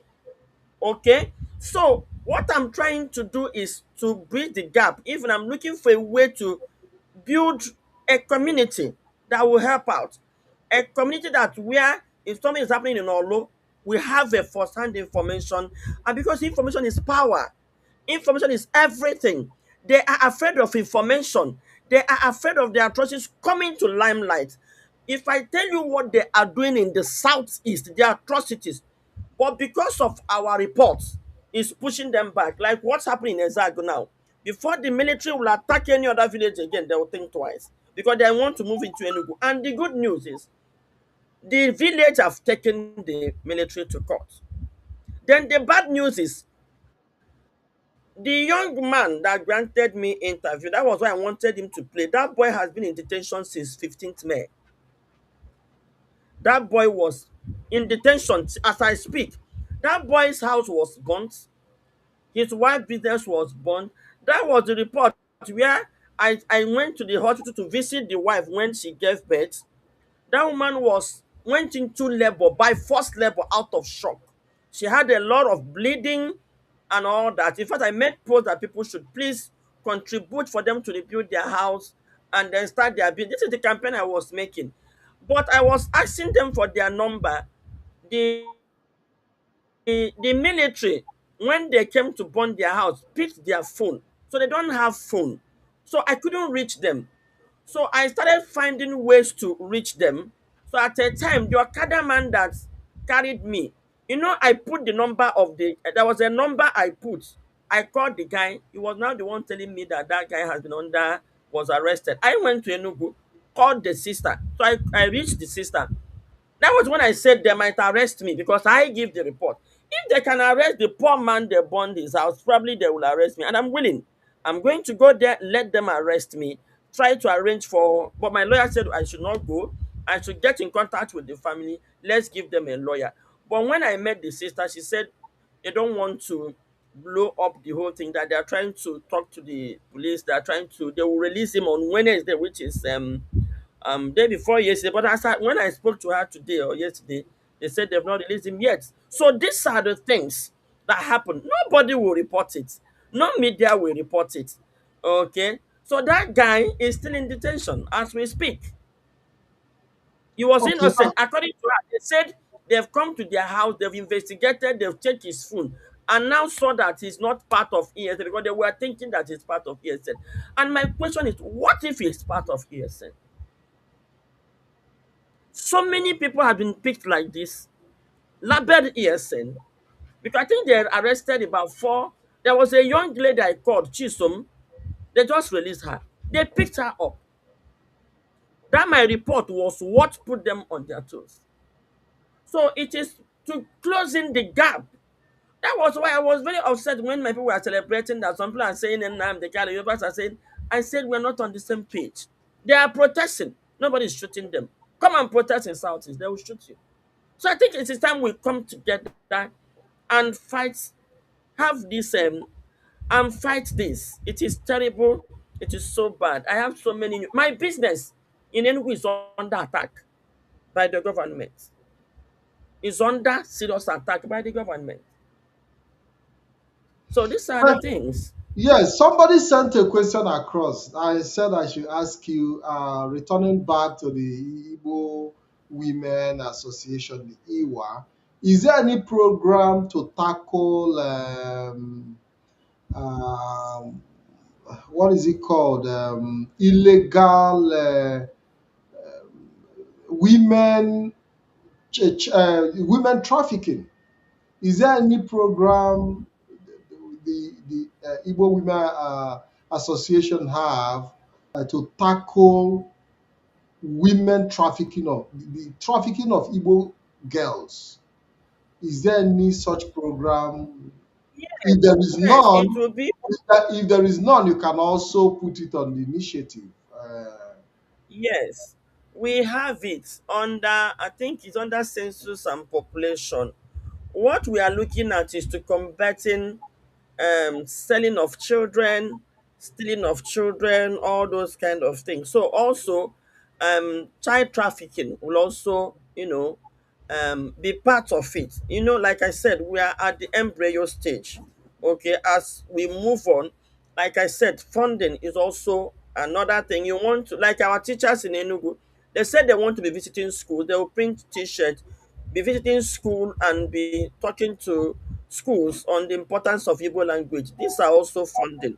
So I think part of our challenge, we are just growing little by little on what we can afford. Part of the challenge is, Based on the yeah, resources yeah, we available. are moving at the pace we can afford. But I think by the time we grow fully, I'm sure that will be part of it. That is quite energetic of you. I can feel your energy even from miles away. It is interesting.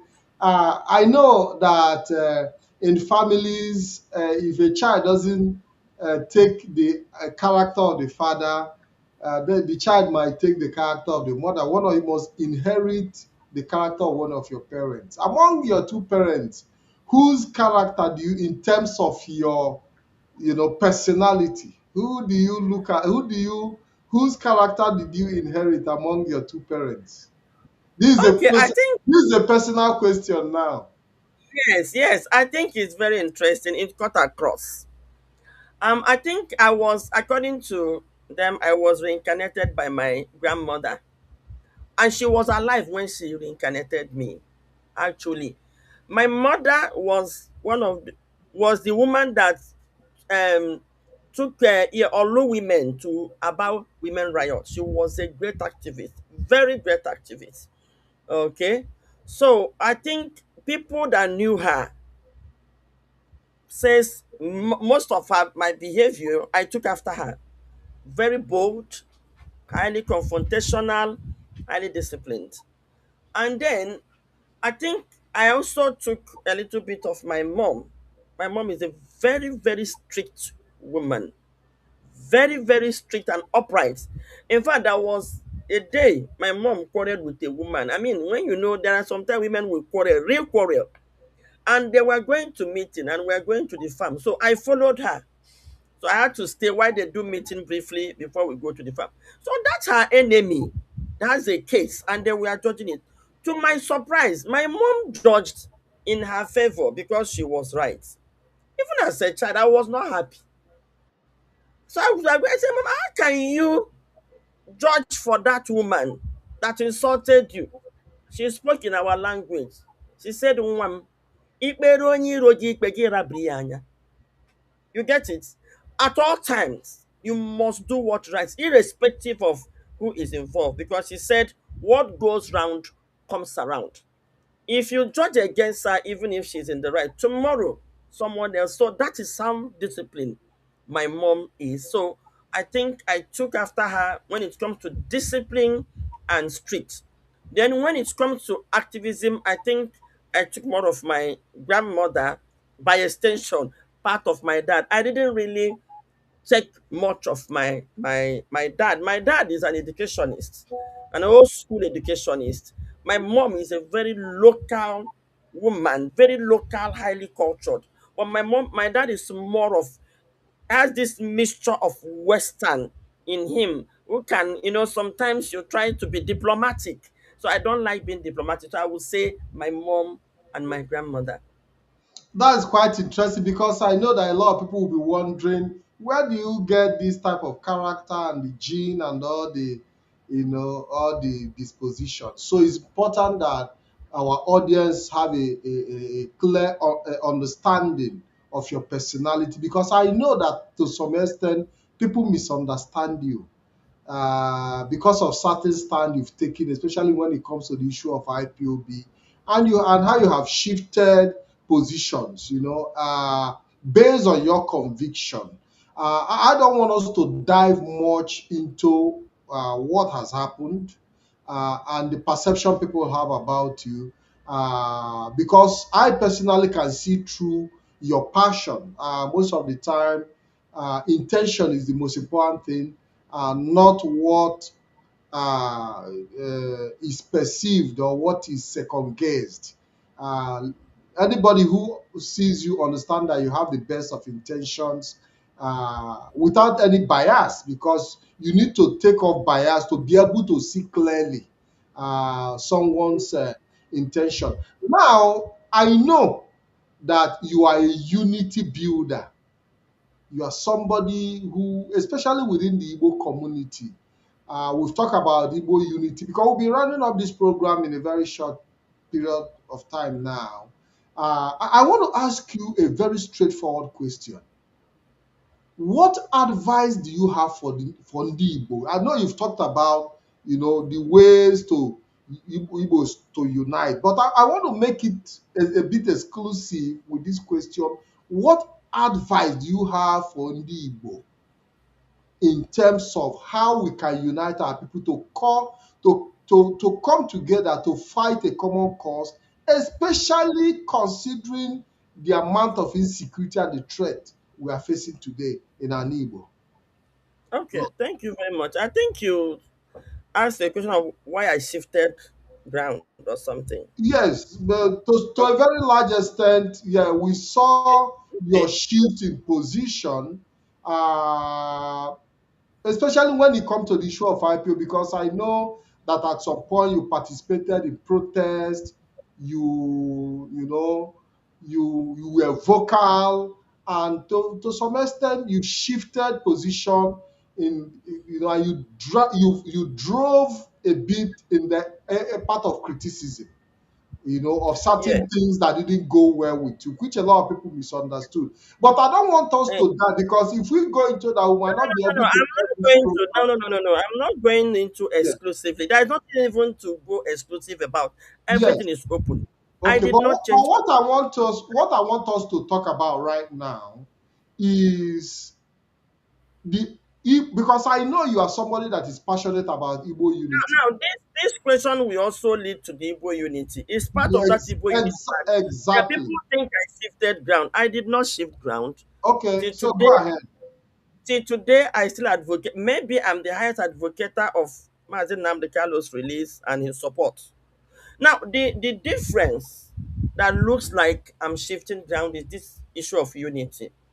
While trying to go close, while covering what was happening at home, I started picking certain things. Nobody is perfect. I think the problem is people seeing Mazi as someone you cannot criticize, or if you observe something you think is wrong, don't say it. That is wrong. Till today, I still maintain that that is wrong. As a leader, you must you must present yourself for scrutiny, to be accountable, to answer questions. So it is this asking question that people are perceiving to be insult. No. Okay.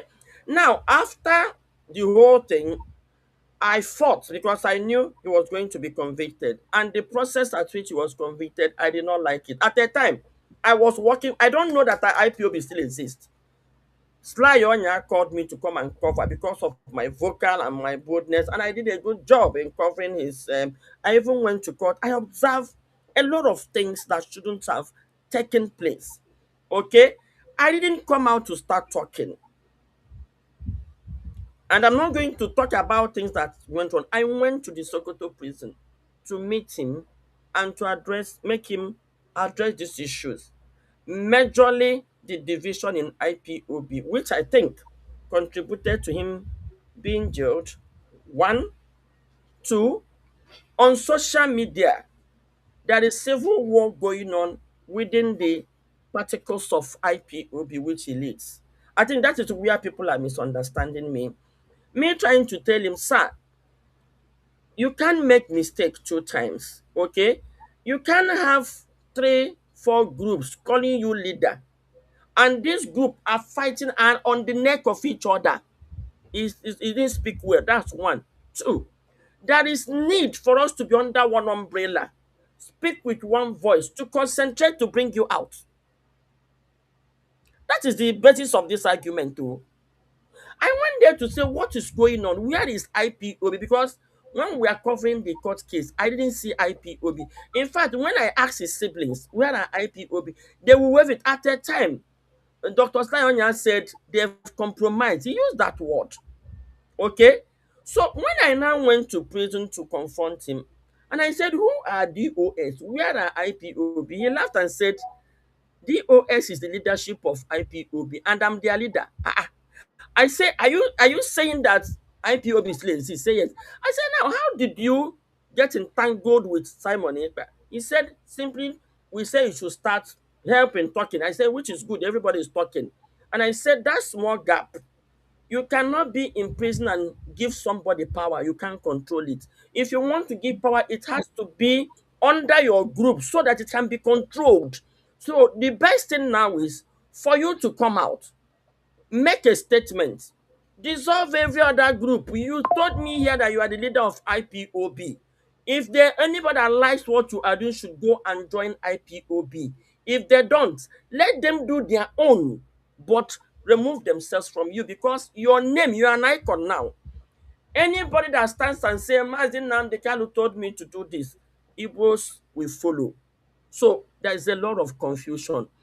Then the social media war have to stop. It's disgracing us. That was the discussion. And then I also complained to him the things I saw about his siblings. That is not good. In fact, he told me to give him proof. And I told him this journey we came is a proof. It was proven there. And he assured me. I left. I came out innocently. I went to the same radio station. They asked me, you went to visit Manzi. What happened? I narrated what happened. The next day, that was how this attack on me has started small, small, small, small. So at a time, so when they now created the 100 men, I now asked myself, what are we doing? Is this a joke or something? So, online, the conversation started and it started getting heating up. I didn't like what is happening. So that was just, I didn't shift ground. He's still the leader of IPOB. He never said he's not the leader of IPOB. I still support him. I still support IPOB. But the thing is that he must do things proper. Okay? And he must be held accountable for his action. That one, I'm not accepting it. You can't be my leader. You can't say you represent me and we cannot ask you question. Even when people ask healthy question, they are being attacked. Everything is being labeled insult. People were protesting against Tinubu today, and they were calling him Tinubu Ole, Tinubu thief. Tinubu must account. He's a leader. We talk to our leaders. Why can't we talk to him? Now, what kind of Biafran nation are we going to get if this is what it's going to be? So that is just the misunderstanding. I still support him. I still respect him. But I said things must be done properly. You are representing people and you must be accountable to them. And that brings me to that Igbo unity. I knew how important it is for us to be united. You cannot fight this front with a divided house. I will tell you something. The one said, if he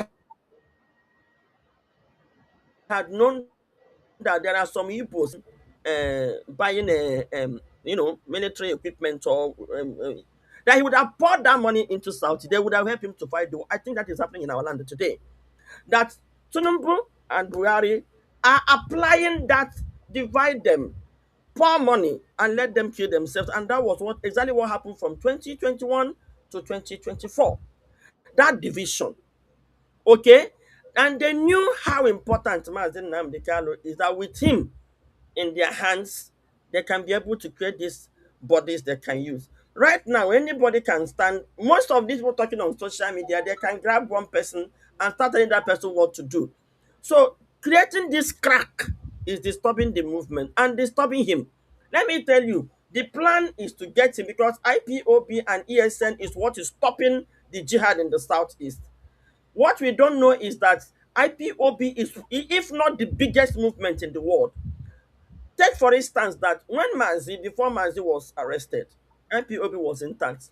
Look at Ude Ebube and how strong IPOB was, and look at it now with this division.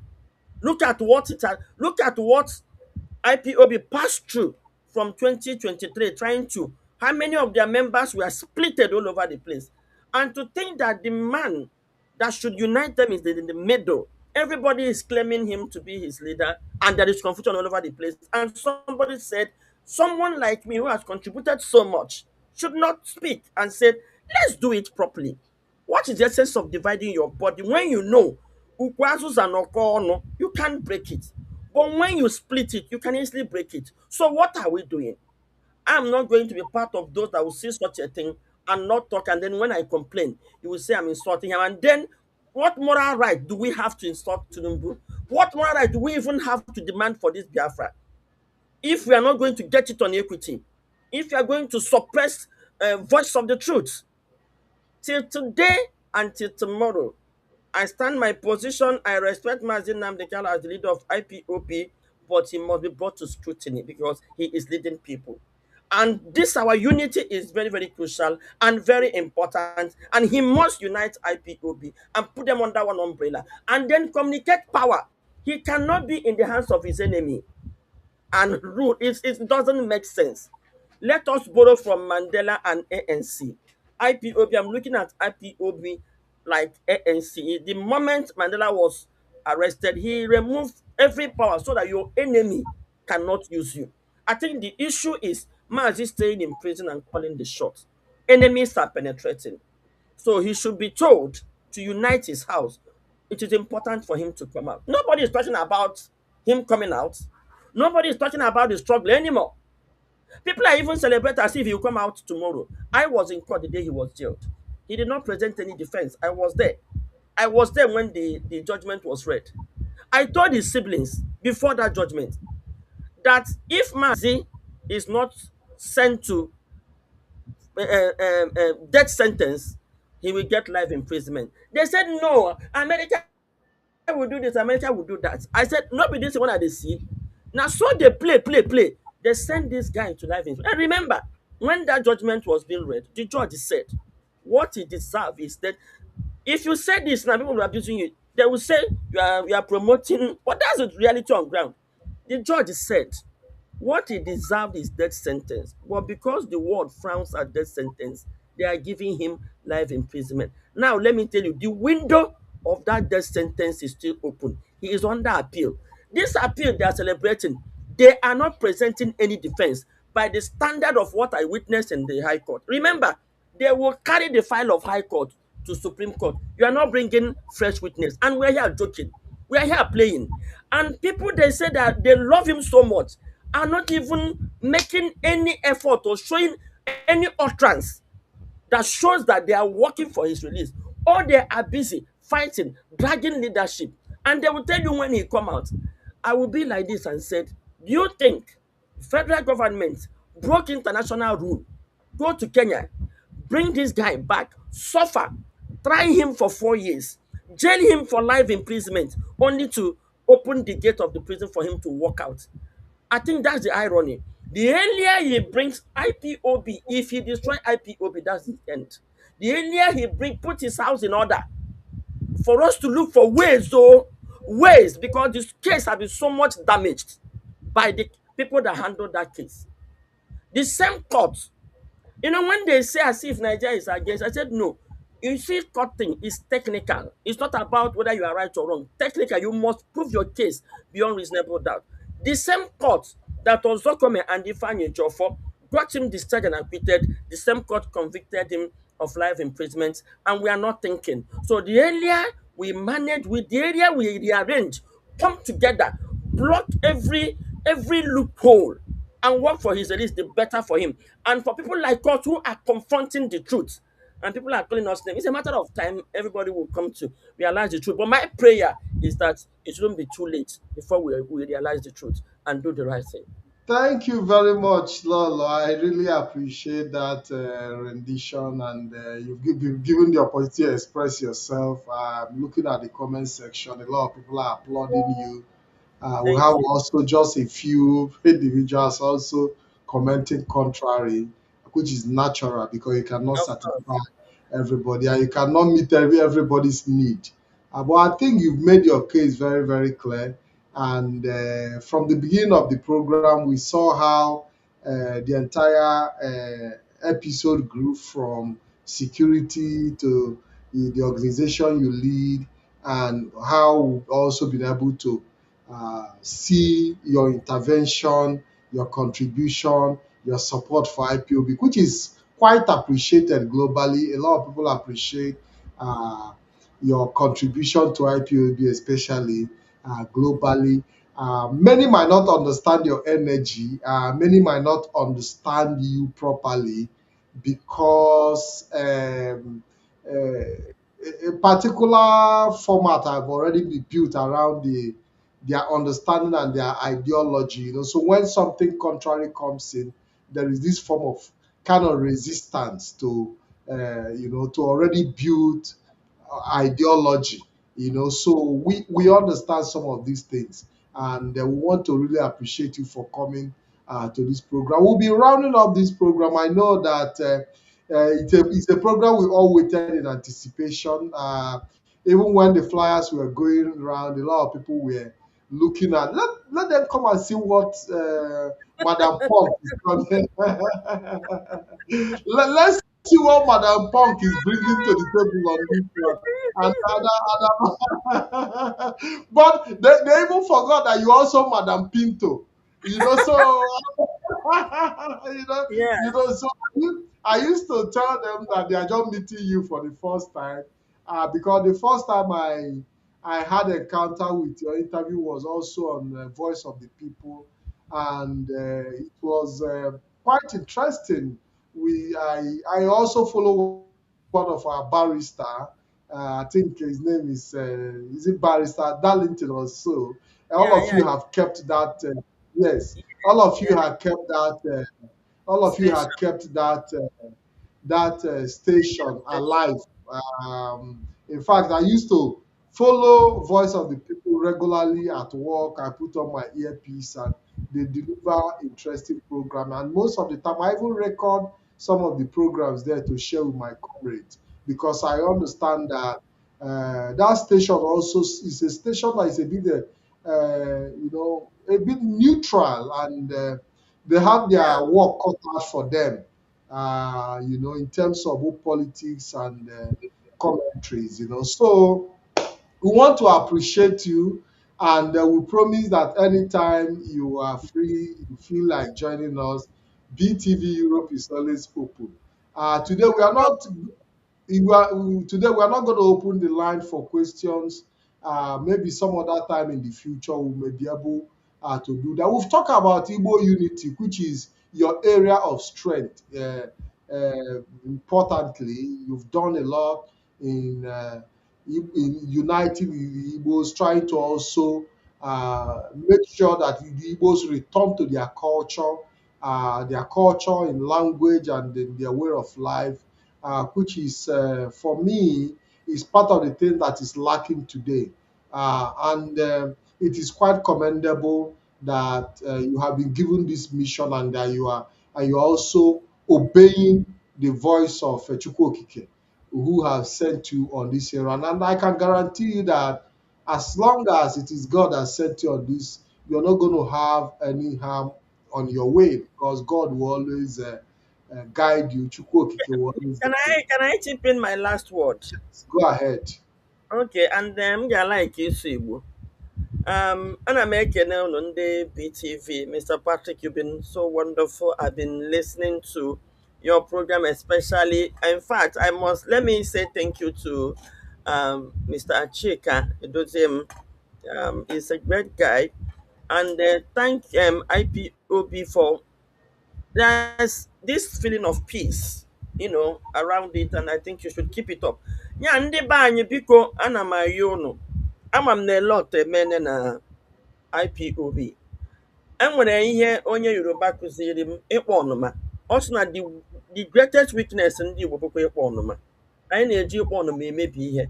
Na most of ihe a na-eme n'ụwa na Nigeria a na-amụta anyị n'aka anyị bido ya anyị were ọkpọ ọnụma.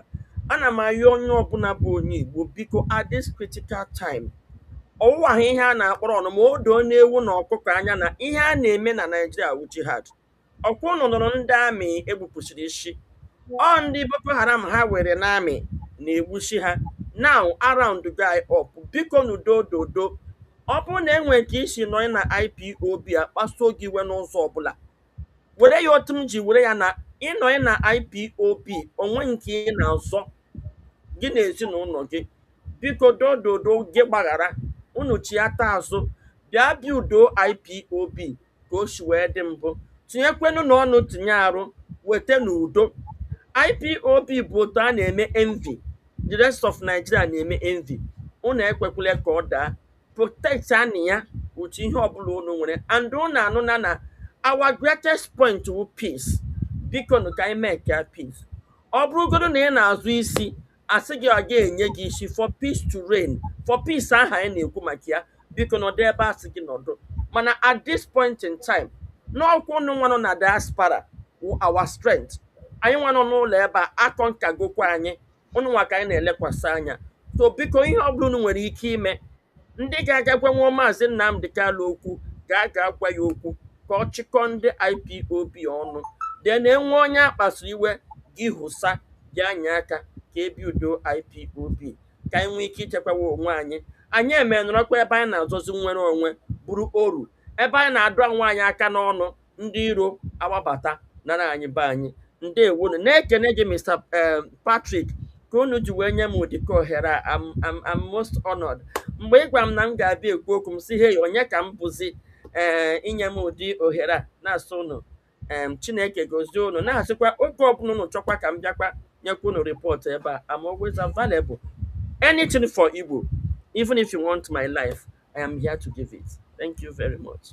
Thank you very much, Lolo. Thank you very much once again. We want to say thank you very much to our viewers who have followed us for the past 2 hours now, listening. We have multiple viewership never seen before. We want to say thank you for your patience and understanding. Unfortunately, we are not opening the line today. Maybe in the future, we'll be doing that because I know that our people love asking questions and the whatever opportunity that is given, they will always come through. And I believe that BTV have served you to the best, and will continue to encourage you to follow us, share our program, make sure you tag your friends, make sure you invite your neighbors to be part of our daily program on BTV Europe. Until we meet again, I want to say, Lolo, thank you very much, and thank you to our viewers and follower audience all over the world. Have a wonderful weekend, and God bless you all. Thank you very much, and happy Sunday to many of you. You too. Yeah.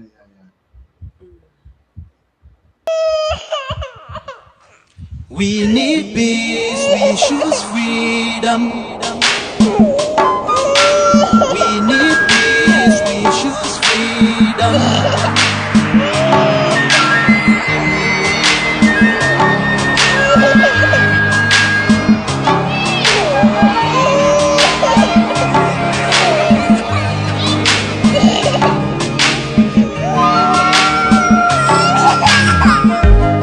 There was a nation living in peace and unity. Hey, they are people with love and harmony.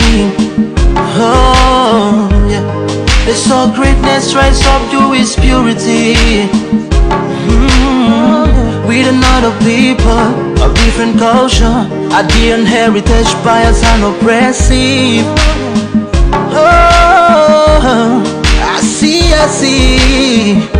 A nation from trigger of Africa, rising with strength and might and power.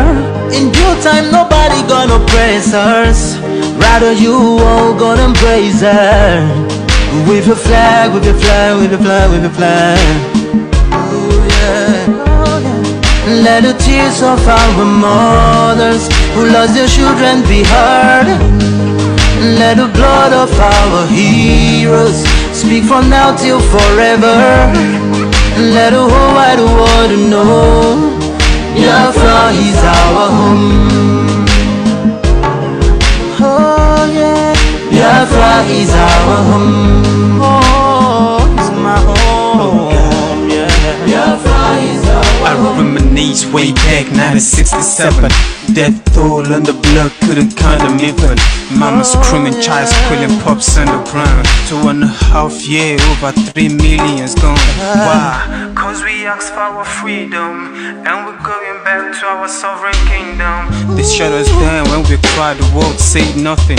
Sitting back in the crib, watching our suffering. Should I talk about the planes dropping shells like rain? Suka had the first taste of our heroes' blood. Abagana Zobuni wave was stronger than flood, but the juke is too strong and fought them off on the chart. Thought the bloodshed's gone, then it came again. 216 and the massacre, it started again. So bloody nails, I couldn't cry tears. Blood dripping down my eyes, water in my vein. We died trying to fight the cause and we're trying to break him. It's our freedom, but the world was against us. Wave your flag over Africa. Welcome people of Biafra. Wave your flag over all the world. See those people of Zion is here. It is a nation that the Lord has chosen for the people of Zion. It is a nation that the Lord has chosen for the people of Zion. We need peace, we choose freedom. We need peace, we choose freedom. Yeah. Let the tears of our mothers who lost their children be heard. Let the blood of our heroes speak from now till forever. Let the whole wide world know Biafra is our home.